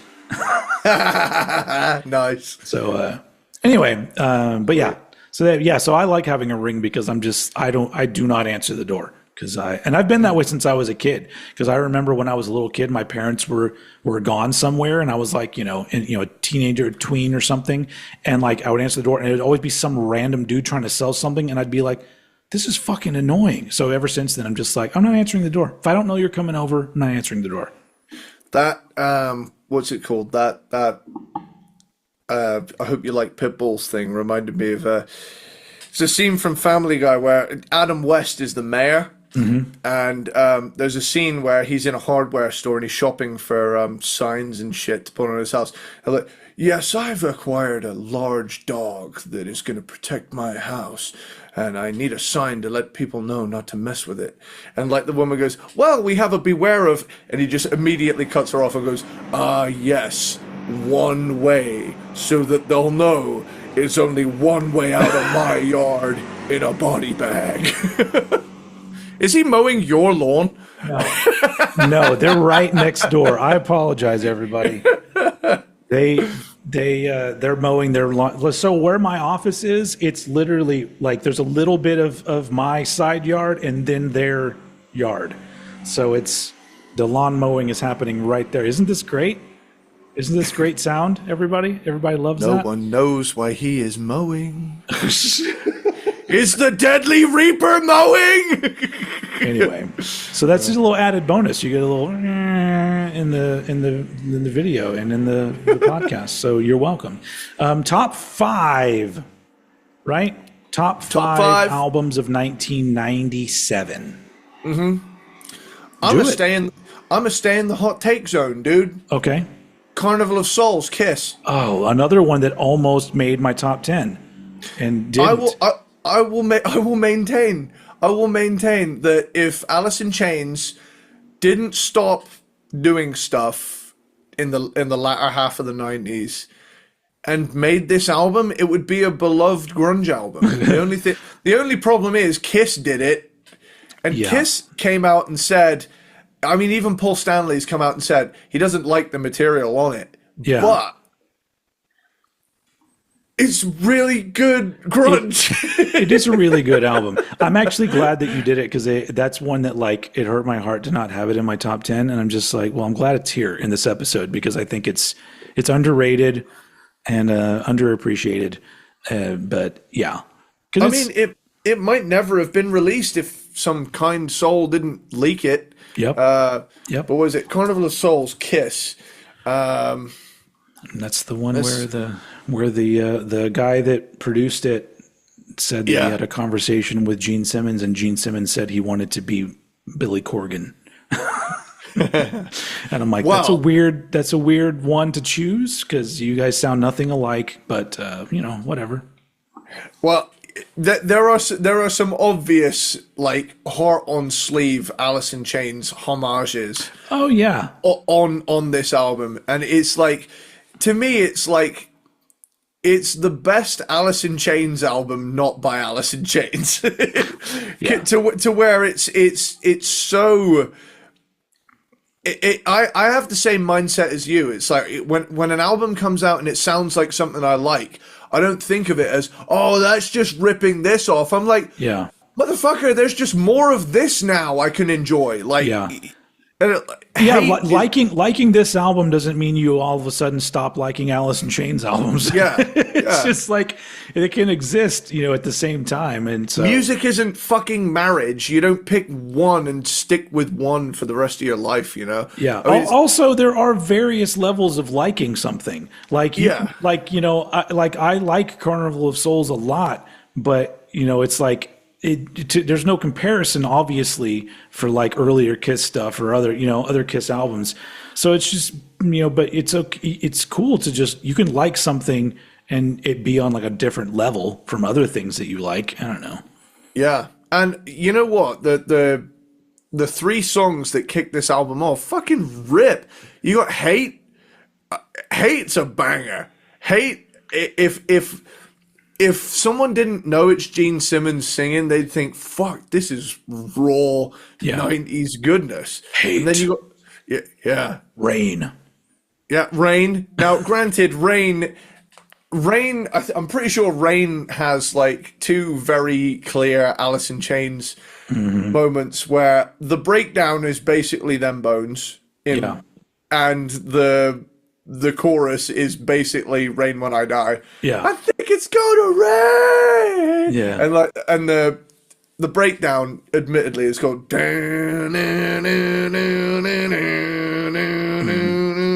which is just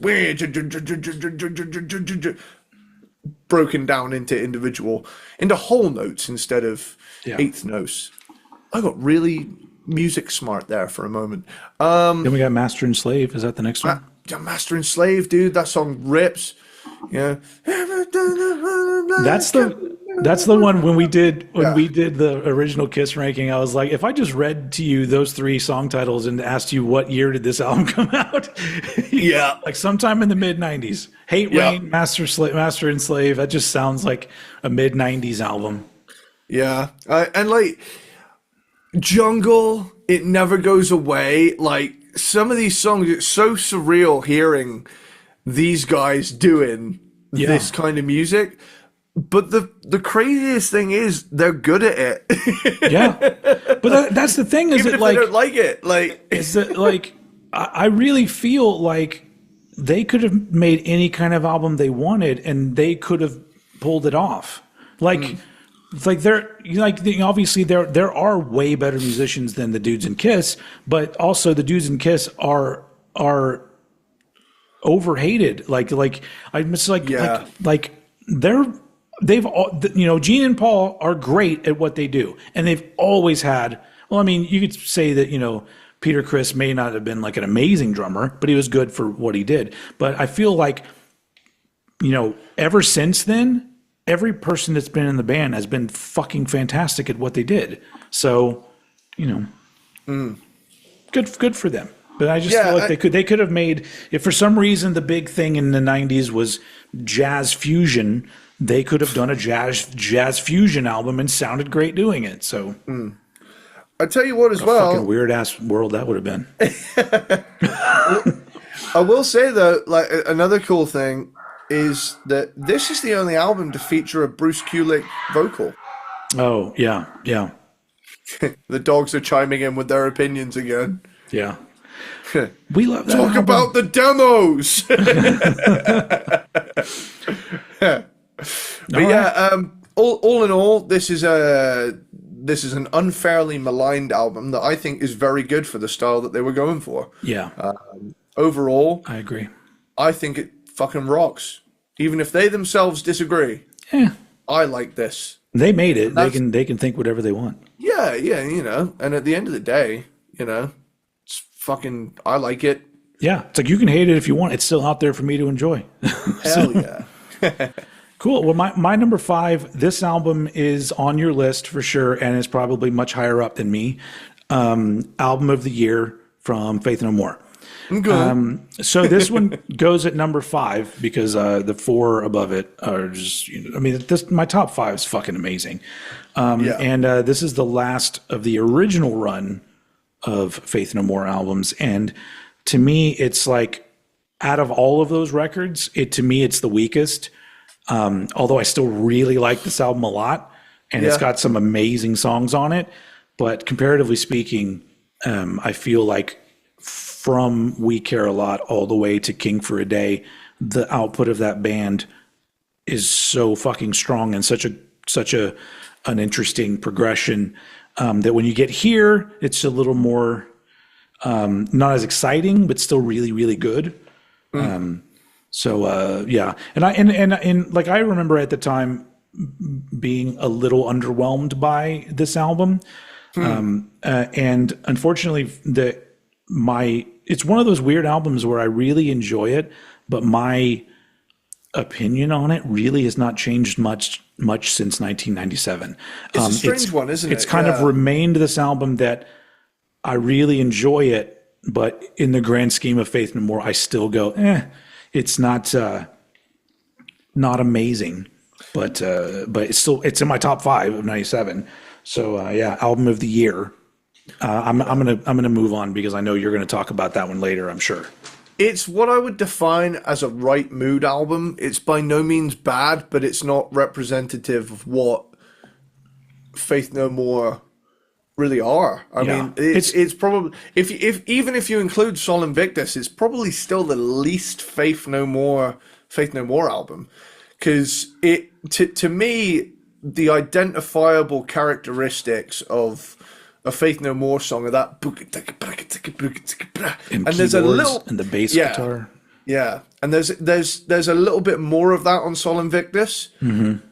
But when I'm in the mood for this album, no other album will do. It's strange. Well, also, you know? It's a good one for just individual songs, because a song will pop up and I'm like, like they would on Old Head Radio, which I'm wearing my Live 365 shirt today, because tonight, shameless plug.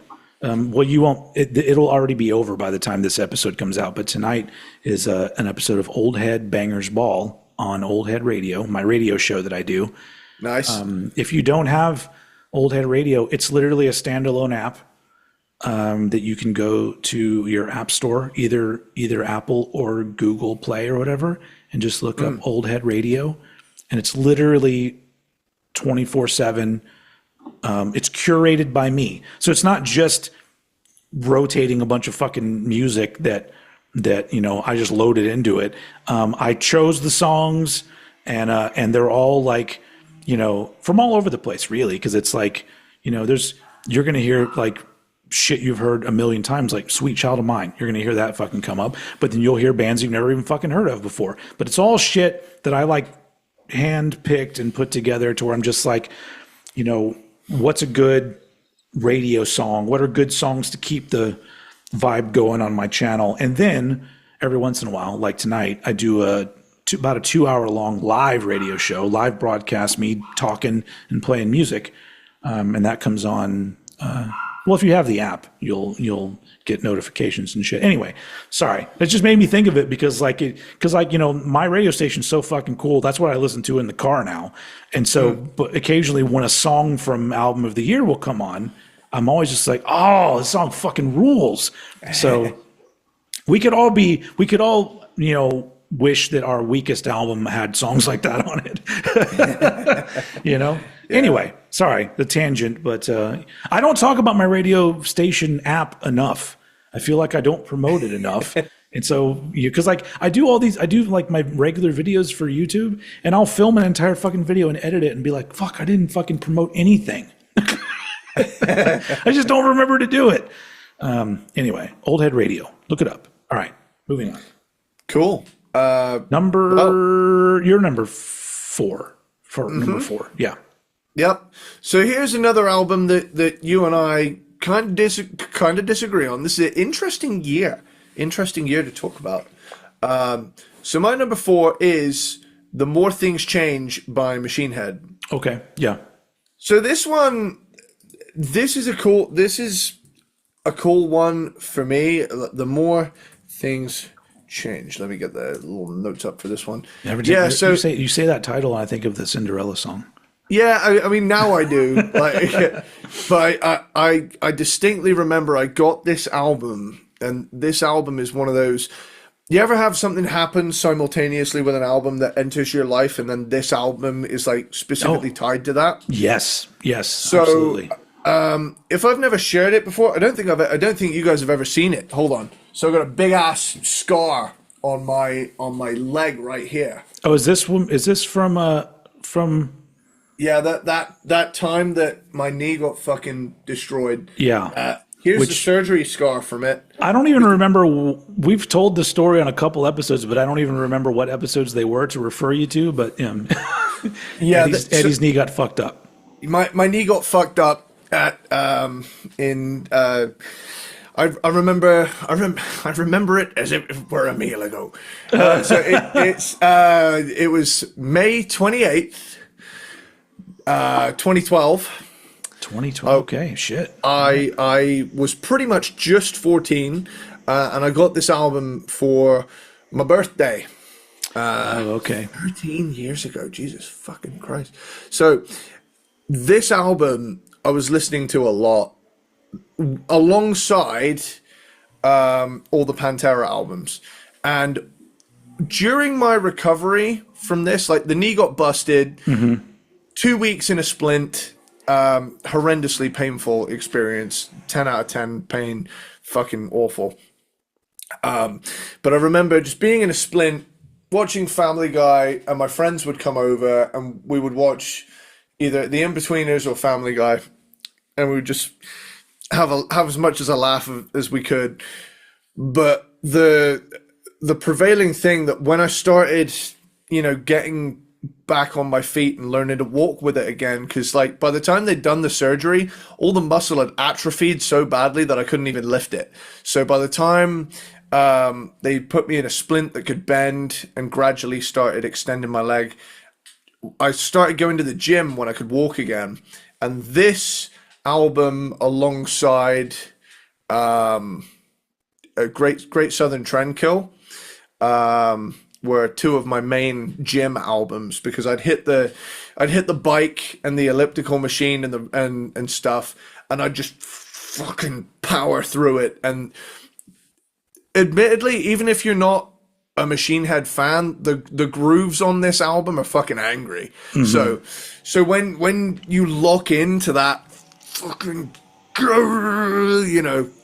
it really pushed me over the edge several times. So really this album, alongside Great Southern Trendkill and strangely Core by Stone Temple Pilots and Angel Dust and The Real Thing by Faith No More, these were all part of a really interesting time musically for me, but also a time of fuck, this is like a rock bottom moment, and I'm coming back up from the trench.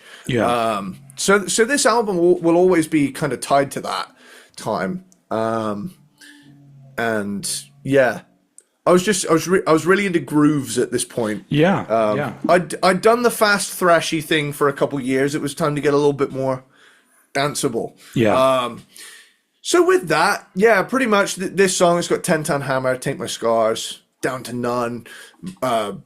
It's a good angry groove album is what I'll say. Cool anecdote about this as well. My uncle, who I've mentioned several times on this podcast, he mentioned that he ran on his lunch break from school. He knew that the day it was coming out. And he ran all the way from Treviglas School, all the way to Quarterdeck Music Store in Newquay, which is a decent fucking distance. Yeah.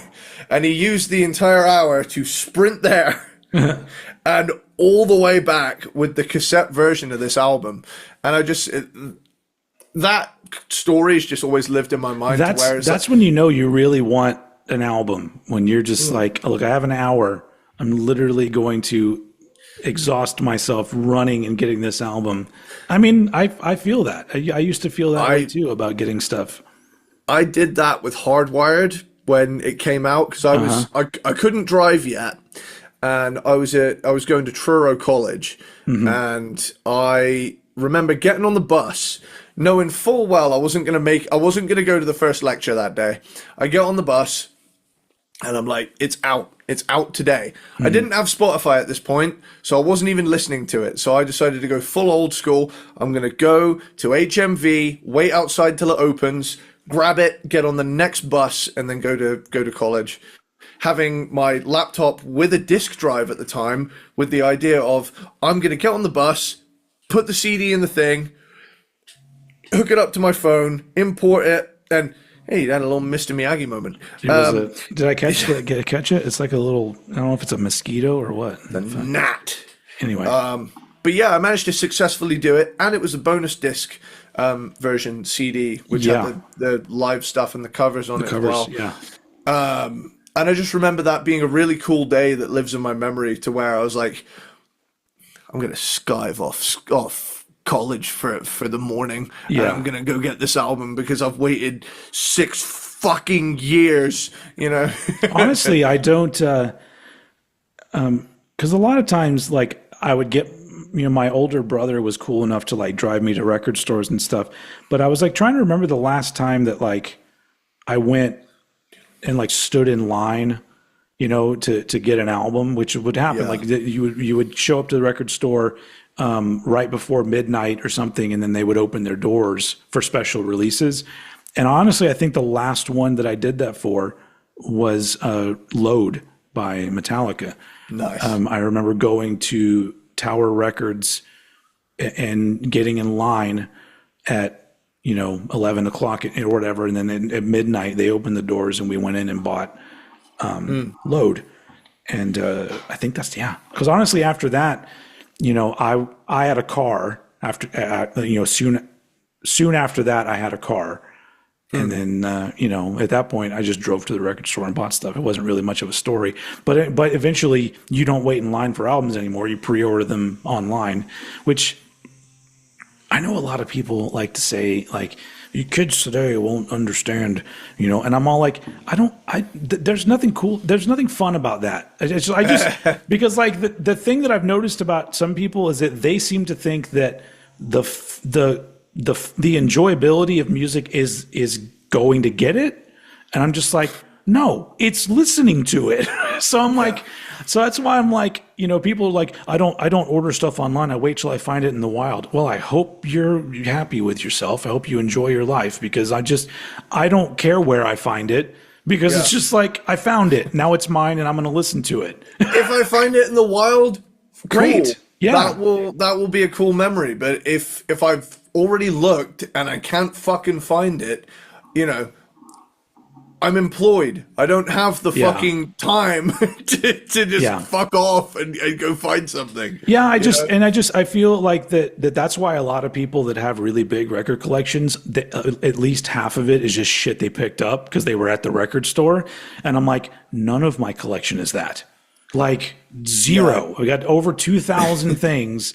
0 of them are just a thing that I picked up because I happened to be at the record store. It's like, all shit that I would not get rid of. At Granted, this point.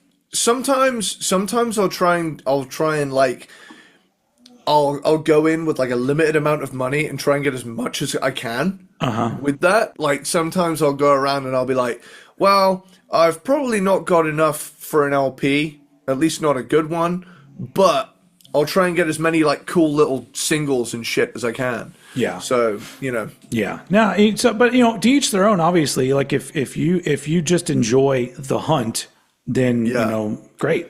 But like Don't get me wrong, that's not. There is a thrill that comes with finding something in the wild, but really, there's no right or wrong way to do something. But you get to a point in your collection, especially with me, that I'm not going to find any of the remaining things that I don't have. I know the feeling. I'm not going to find them in the wild. And if I do, they're going to be insanely overpriced, which has happened before, where I've seen something on a wall and I've been like, ooh, $150. I could just get this for $85 in VG plus condition from some other dude. I'm just like, you know, it's not the hunt is not worth, you know, another $50 to $60 or whatever. At that point, it's just common sense. You go with the most affordable possible. That being said, like I'm also not the person that's just going to pick up whatever repress is available, unless that's the only way to get it. I will hold out for originals and stuff like that, but I'm holding out online where there's way more options to find things. God damn, now he's weed eating out there. I hope it's not that annoying, folks. I just on your end, is it annoying or is it not a big deal? Nah, it's fine. It's fine. Jesus Christ. It's fine. And I'm not that kind of... I work through all the farts in this podcast anyways. I would never be the kind of person to go outside and be like, I'm recording a podcast. Could you keep your yard work down? Just lean out of the window. Hey, boss, fuck you, man. Yeah. No, I haven't even met these neighbors, and I'd like to be friends with them. So, you know, I just, you know, that's the thing is that like, I'm not a social person, but the people that like live directly next door to me, I want to like be cool with them because, you know. Have you seen that Ring doorbell video? Is a UK one. I've just remembered it. It's just made me fucking laugh. There's a Ring doorbell video of a guy, and he's a Jehovah's Witness or something. He walks up to the door, and he goes, "Bing bong, hello. Do you have time to talk about our Lord and Savior?" And the guy inside says, "Actually, I'm just having a wank at the minute. Give me 15 minutes. I'll be back out." He went, "Good lad." Nice. And then walked off. Nice. It was the response that killed me. The old man went, "Good lad," and walked away. Yeah. Yeah. I'm speaking to the Lord right now. So you can move on to the next house. All right. Are we moving on to number 4? What was your number 5 again? I don't even. Oh, it was Machine Head. Machine Head was your number 4. Yeah, number 4. Really quick, we're gonna do a cool transition here because I gotta pee. Oh, okay. All right. We're back. We are back. I have peed. All right, cool. Let's wrap this up. We got four albums. Well, I got 4 albums. My number 4, Brown Album from Primus. Nice. Okay. This one's really grown on me over the years. It wasn't a go-to for a while, but it is an album that, and I don't know if it's because it sounds way better on vinyl to me than it does on like, you know, like CD or streaming or whatever. The kind of production on my turntable on my speakers, like I'm just like, oh, this album fucking rules. And it's like a vibe, and I love that about it because there's like Primus. I can imagine the lo-fi production translates well over to analog. Yeah, it just sounds great. There's something about this album now where it's got a vibe that like I find myself wanting to go listen to more often. Yeah. And so I don't even remember where it was when we did Primus, where it was on my list, but I really think it's probably in my top 5 now, at least, of Primus albums, because it's just, I love the fact that like there's so many, you know, the Primus discography is fucking great. We talked about it. But like, this is the only album like kind of like this. I guess you could say that Frizzle Fry is kind of, you know, a lower fi kind of recording as well. But yeah, I just love the way it sounds, the grooves on it. And it is just like it's a cool, dirty vibe. the Brown album from Primus. That is my number. What did I say? Number 4. Number 4, cool. Primus Brown album. Sweet. Yeah. That is a bit of a grower album for me as well. Yeah. Where over the years I've gone back to it and I've been like, yeah, this is cool. It's like this weird outlier as well. It's between two. There's like a string of very differently produced Primus releases where there's kind of a through line with Frizzle Fry up to Tales from the Punch Bowl. Mm-hmm. But when you get to Brown album and then Antipop right after it, it's like, what? Yeah. What? Yeah, it's like so they're trying different stuff all the time. Yeah. I can't wait to hear what they're going to do next because they got that new drummer on board. Yeah. I mean, they just put out a song, but it was like it's them and Pussifer collaborating. So I think it's the drummer from Pussifer on that track. I don't think it's the new guy. Anyway, whatever. Primus is great. Let's move on. I'm going to mute this while you talk about your number 3 because that is an annoying noise. Well, my number 3 is Reload by Metallica. Awesome.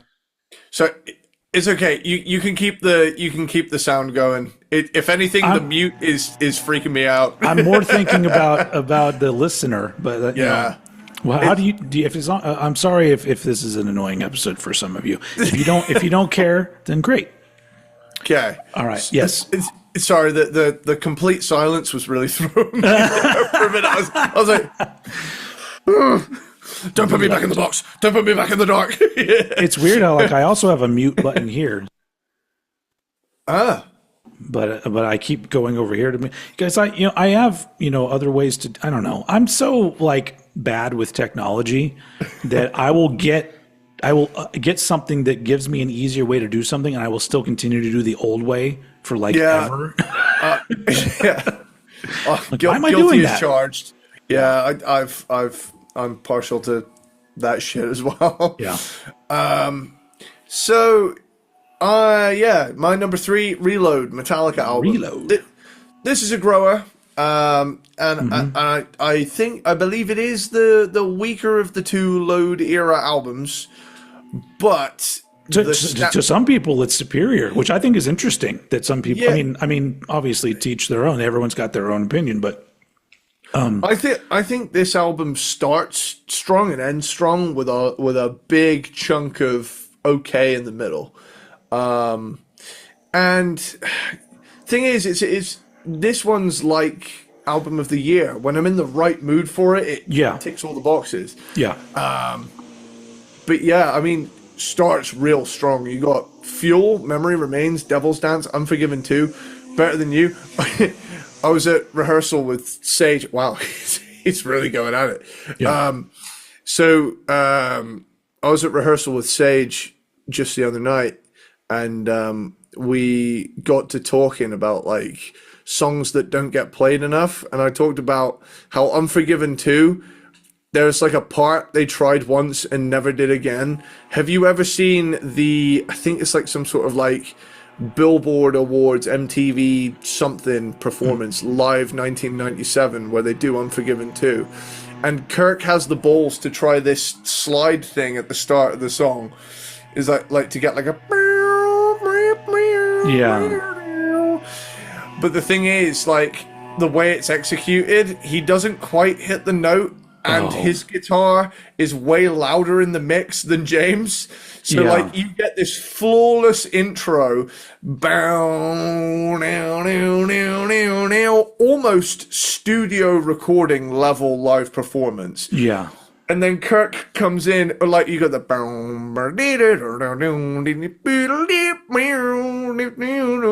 and then you get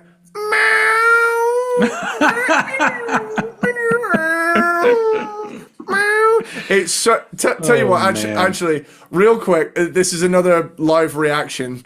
And I need to see I need to see your face. It's funny that how much I fucking will love Metallica for the rest of my life. But every time I see a video and they're like, well, Kirk fucked up this part of a song, I'm like, I know. Of course he did. Kirk is an amazing guitar player in certain ways and not so much in other ways. The top comment here says the funniest part about Kirk's slide is how he kept a straight face. Where's the it's somewhere here. Okay, so it's approaching it. I'll tell you when.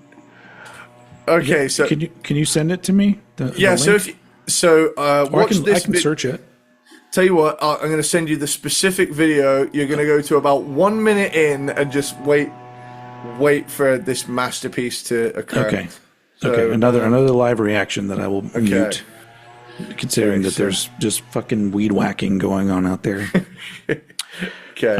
Okay. Here we go. This is. You got it?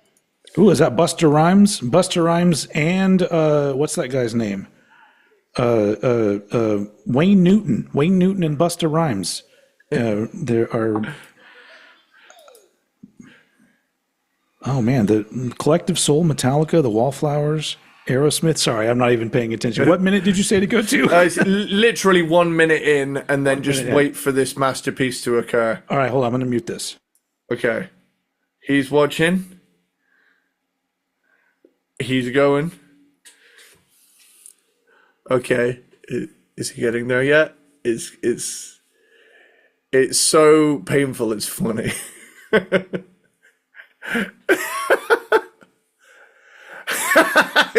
It sounds like he's just out of tune, really. Yeah. It's like I'm going to go on record and say that I'm very glad that slide guitar has been taken out. Like there were so many bands flirting with slide guitar just randomly throughout the late 80s and into the 90s that I'm just like, I'm glad that just get rid of that. It's very, very rarely is it done well. I tell you a use of it I always thought was cool was the like little breaks in Fast and Frightening by L7. That song. That's got like a cool use of it because really it's just used for like lead breaks and so many bands from the 80s and early 90s had that one song that went well this in that song it's just unruly grungage which is a cool way of subverting that.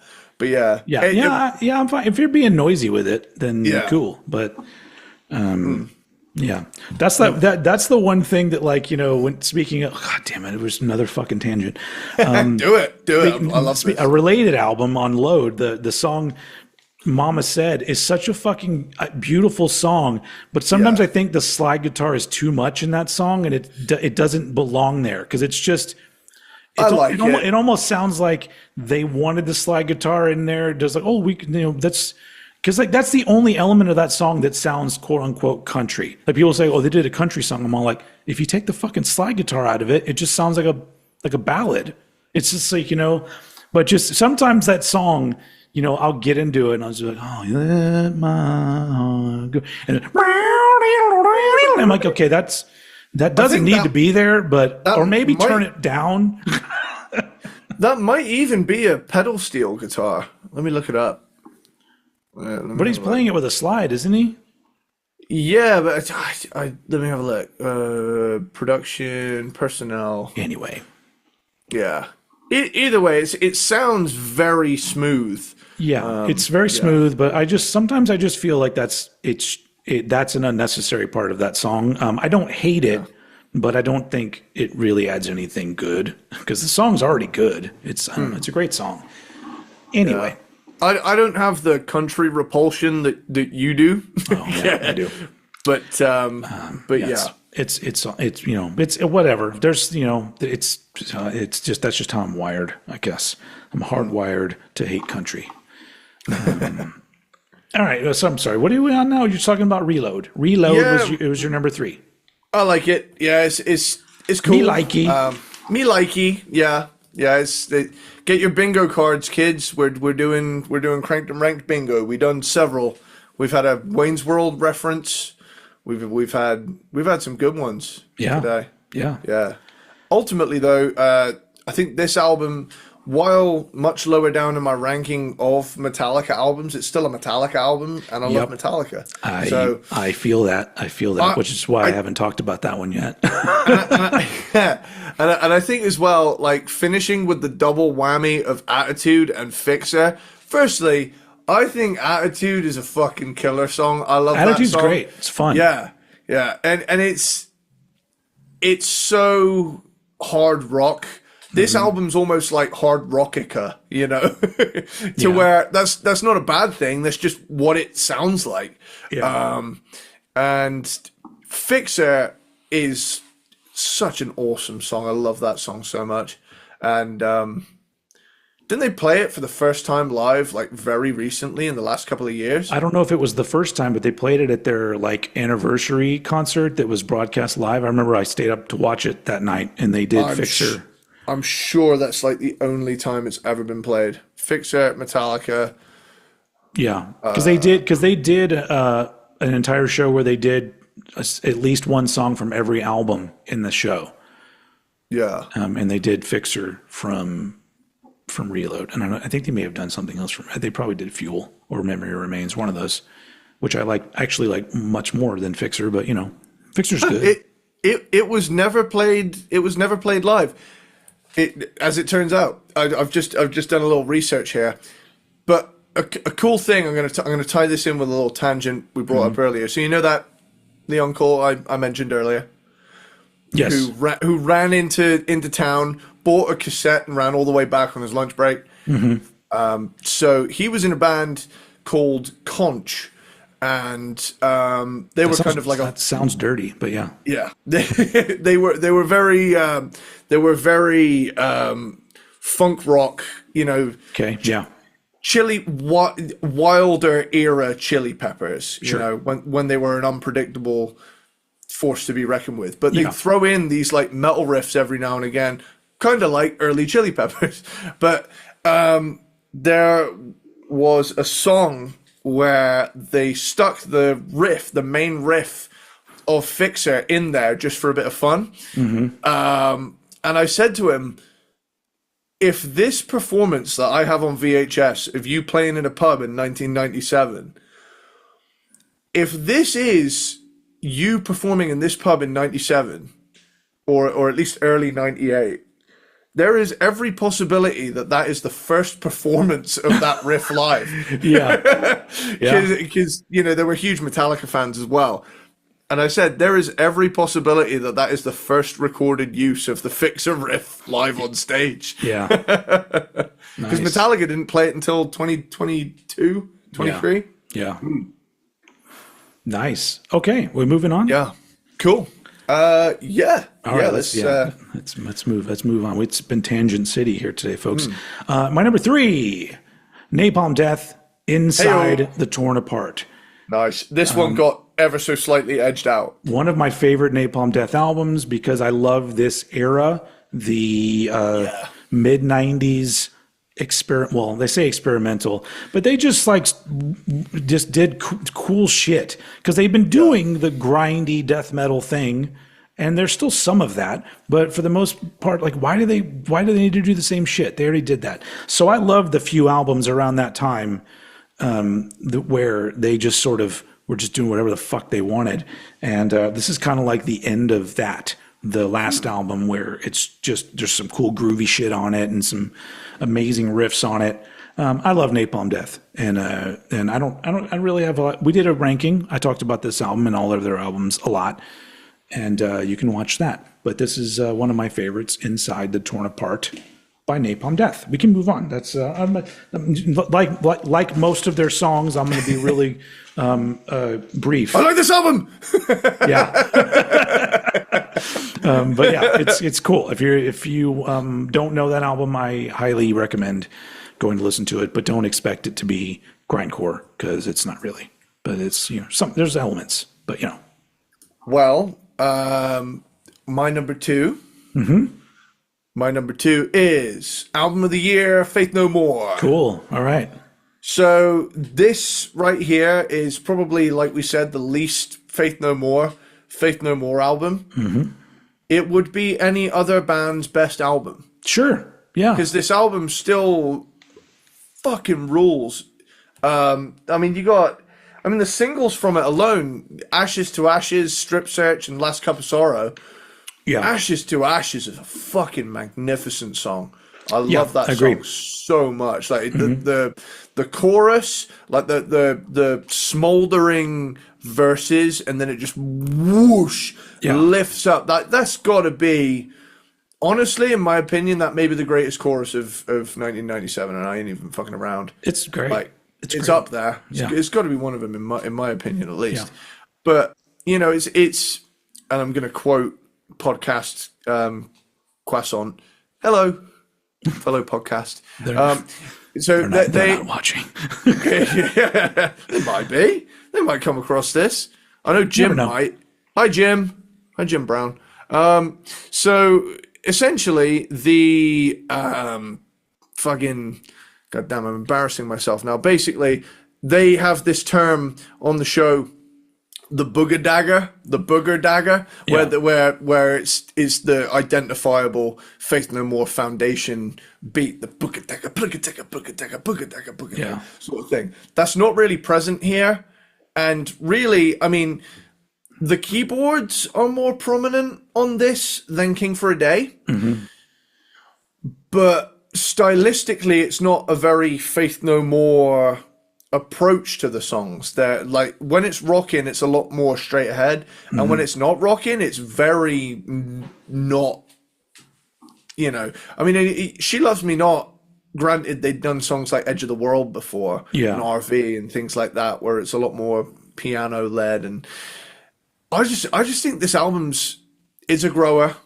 I say that about most mid to late 90s albums. They're grower releases. But I think Mouth to Mouth, it has some like borderline bungle moments in it. And Naked in Front of the Computer is just this ripper of a.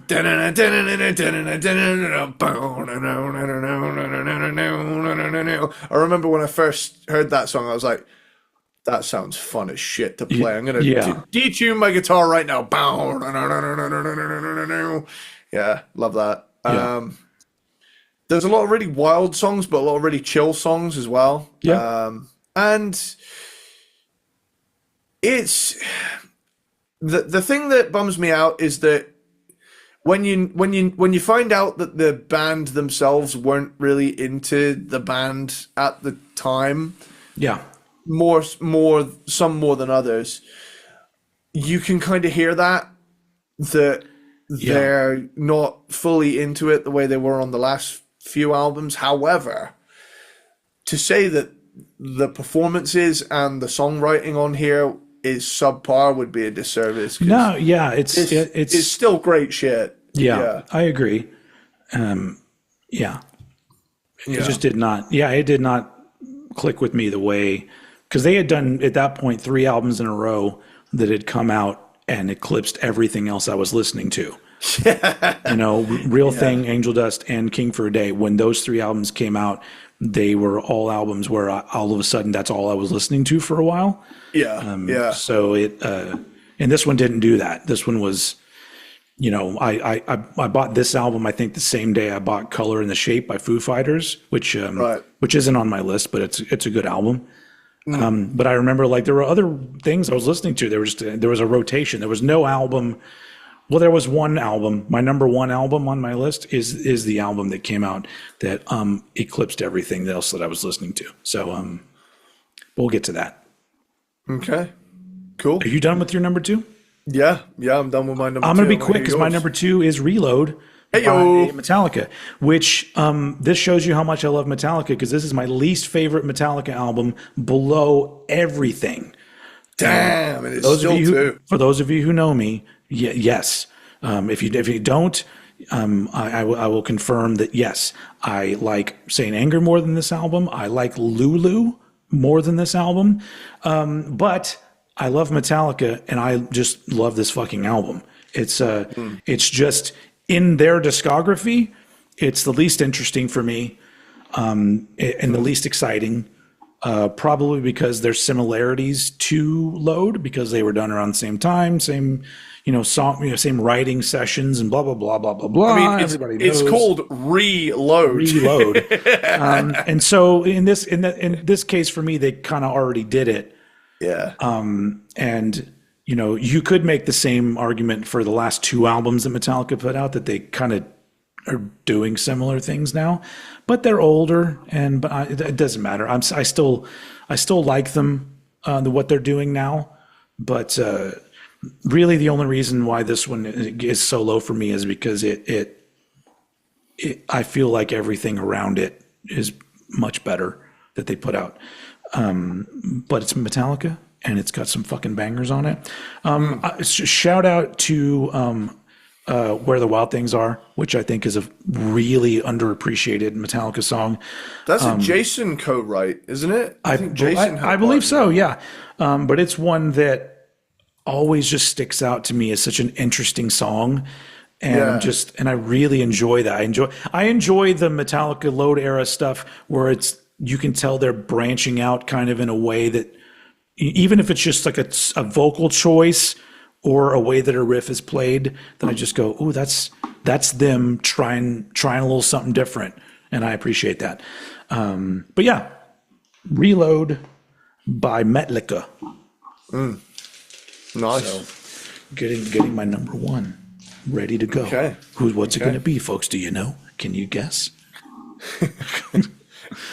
Well, my number one, and this one comes from a band in an era where they just kept killing it, in my opinion.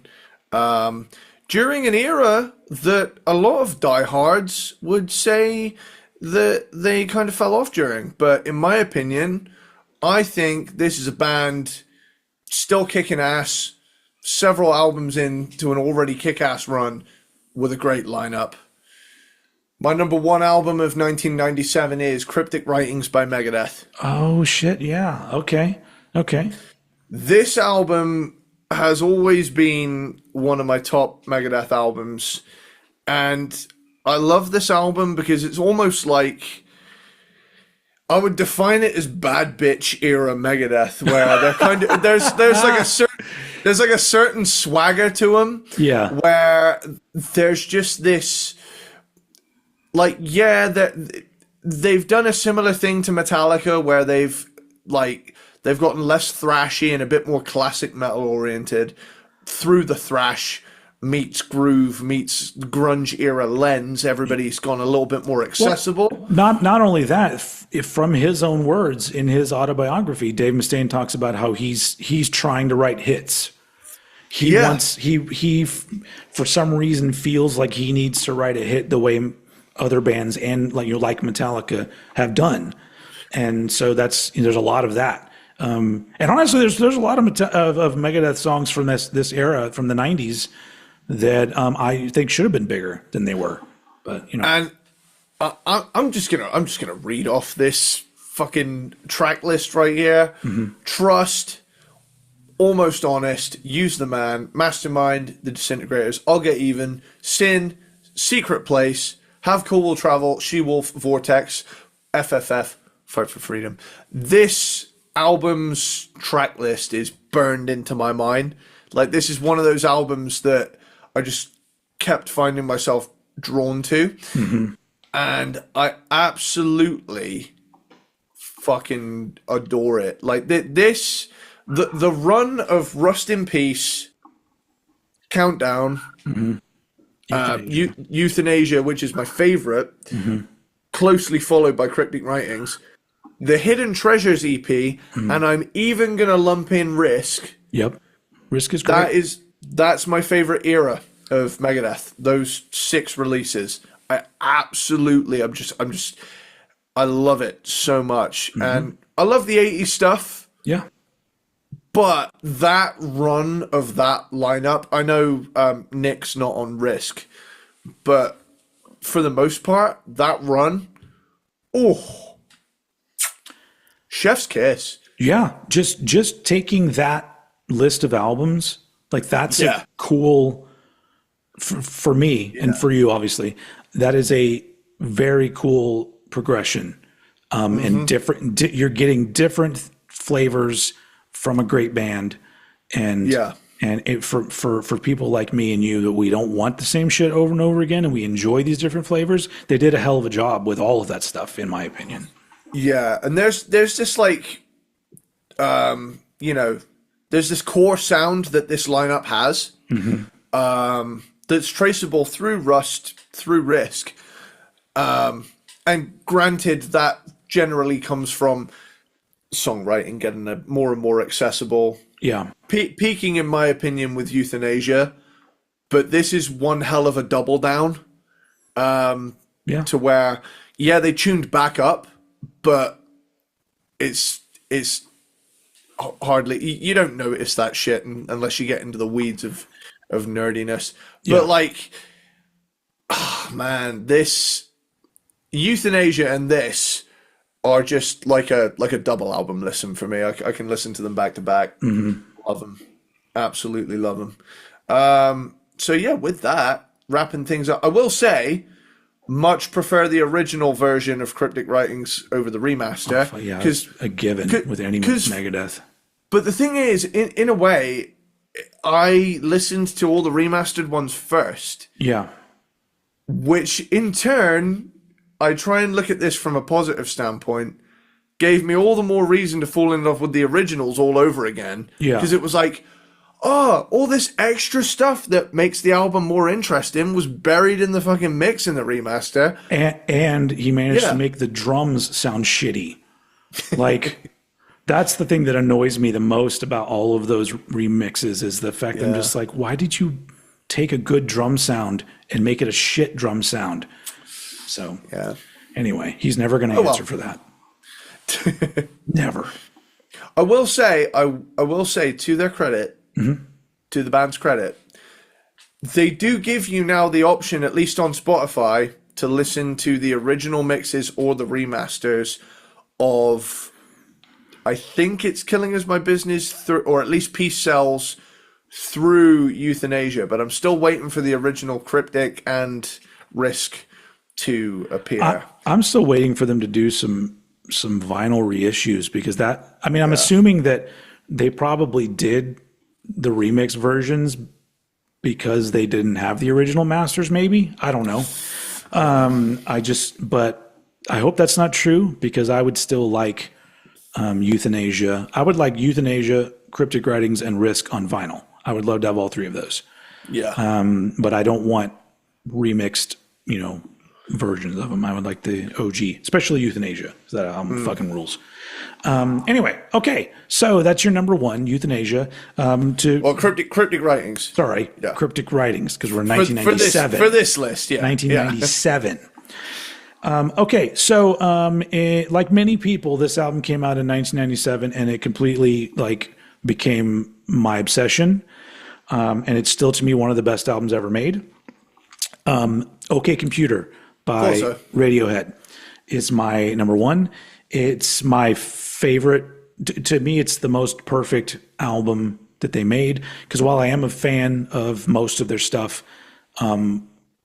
pretty much every album they've ever done has something about it or a song where I'm like, that one could be left off or could have put something else or whatever. This one's not like that at all. This one to me is flawless. And not only that, when it comes to a person like me where I am, I do consider myself a songwriter and I've always tried to when I make music, do something interesting with it.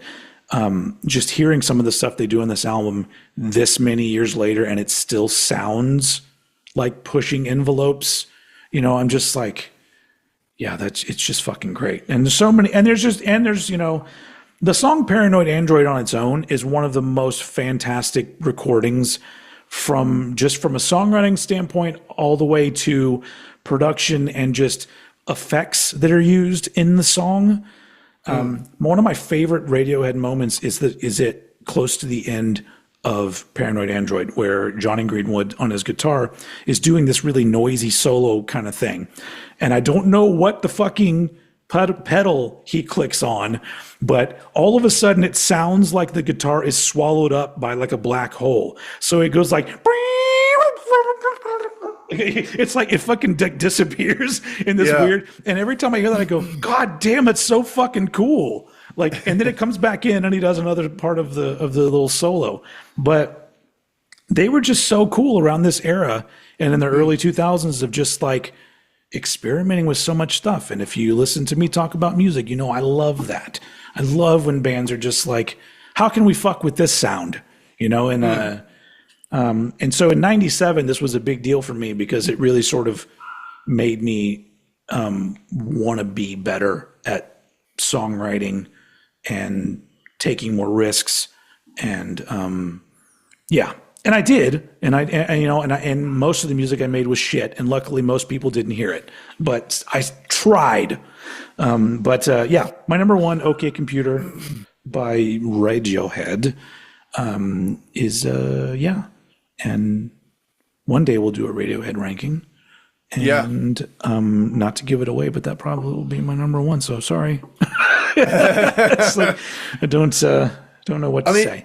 I mean, OK Computer is such a critically acclaimed album that I don't think anybody would be surprised. I mean, there are other critically acclaimed albums that I hear and I go, I don't get it. It didn't click with me. It's because I feel like, like I was talking to somebody about this earlier, was it last week? I don't know.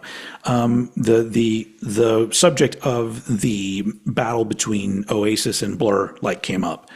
And I feel like the snooty sort of more artsy people were like on the Blur side.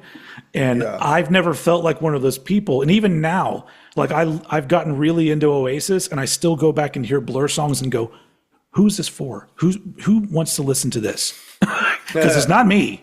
But I feel like it's because I'm that kind of person where most of the time if there's, the band that's like the big band that just does the rock music and it's not critically acclaimed, that's going to be the one where I go, oh, I'm into that. I like that. Yeah. Like a bit of that. But anyway, and when it comes to albums like OK Computer, that's one where it's like everything aligns where all of a sudden I can walk over to the cool table and be like, hey, I also like this album. And people will look at me and like, go get the fuck away, Metallica boy, or whatever, so. Anyway. Cool. Wow. This is a long episode. 1997. We did it. My dogs are like, 1997. What does that mean? Bark, bark, bark, bark. So that's it. That's our ranking of the top 10 albums of 1997. Our top 10 albums of 1997. As usual, on the YouTube side of things, in the comments of the video, put your top 10 of 1997. Because I like that. I like seeing other people's top 10s because sometimes it'll be albums that I don't like as much, or sometimes even albums I didn't even or weren't even on my radar. And sometimes I'll go and listen to those albums and be like, you know what, this is actually pretty good. And that still happens to this day. I listen to so much music, but there still be somebody that says something about some album, and I'll go, oh, I don't think I've ever really given that a shot. And then all of a sudden I'm spending more money on buying more shit because I'm a fan of something else. I love that though. I love expanding my arsenal of music. Anyway. Any closing thoughts for this episode? I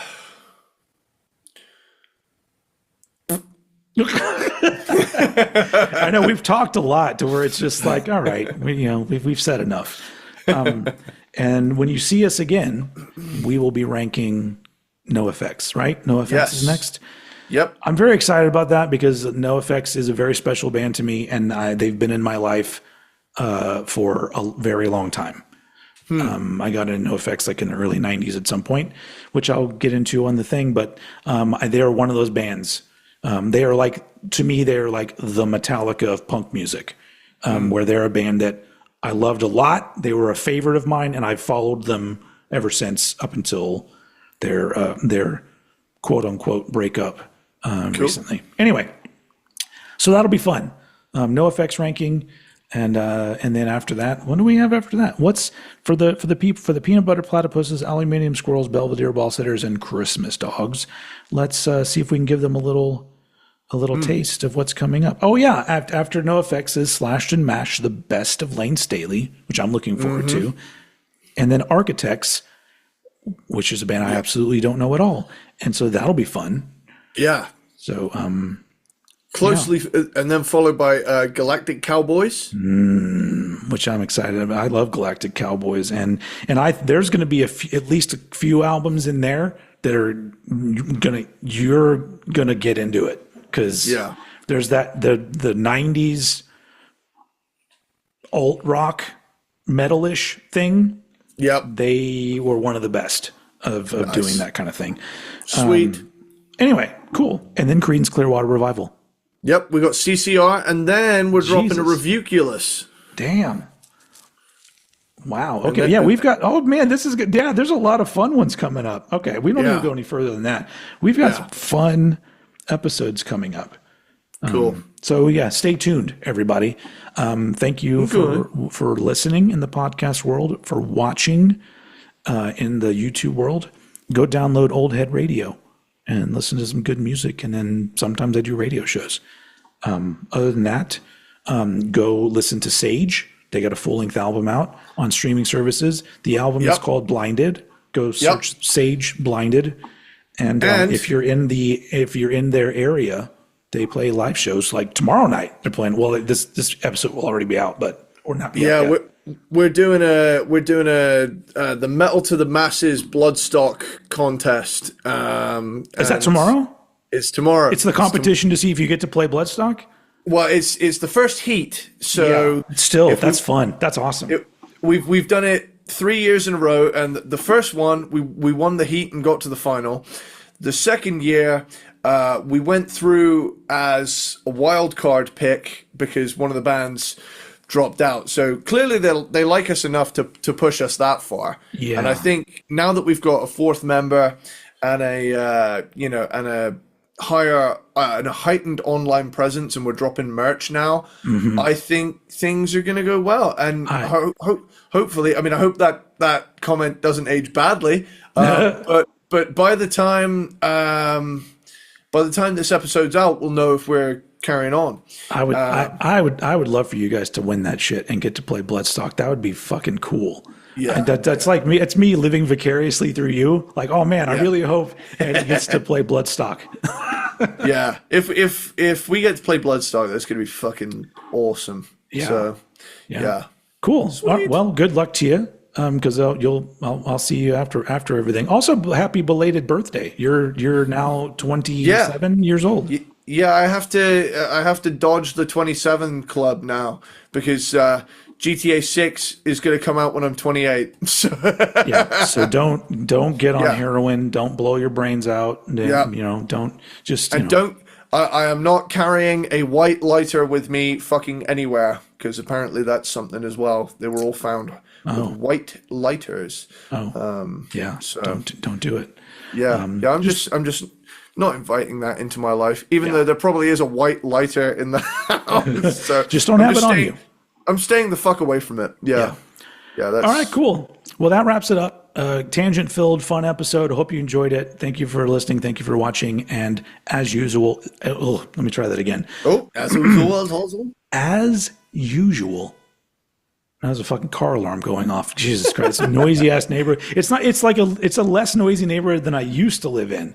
And so now today's just the day that like everything's going on. Anyway. We're not going to hear any more trains. No, the train's not close enough anymore. Damn. End of an era. Yeah. You might hear a rooster. You never know. All right, cool. You might hear a rooster. Anyway, so now is the time when I throw it over to Mr. Eddie Sparxx to take us out. 1997, more like 1990 later, dude. So, Thunderbird is a cool show.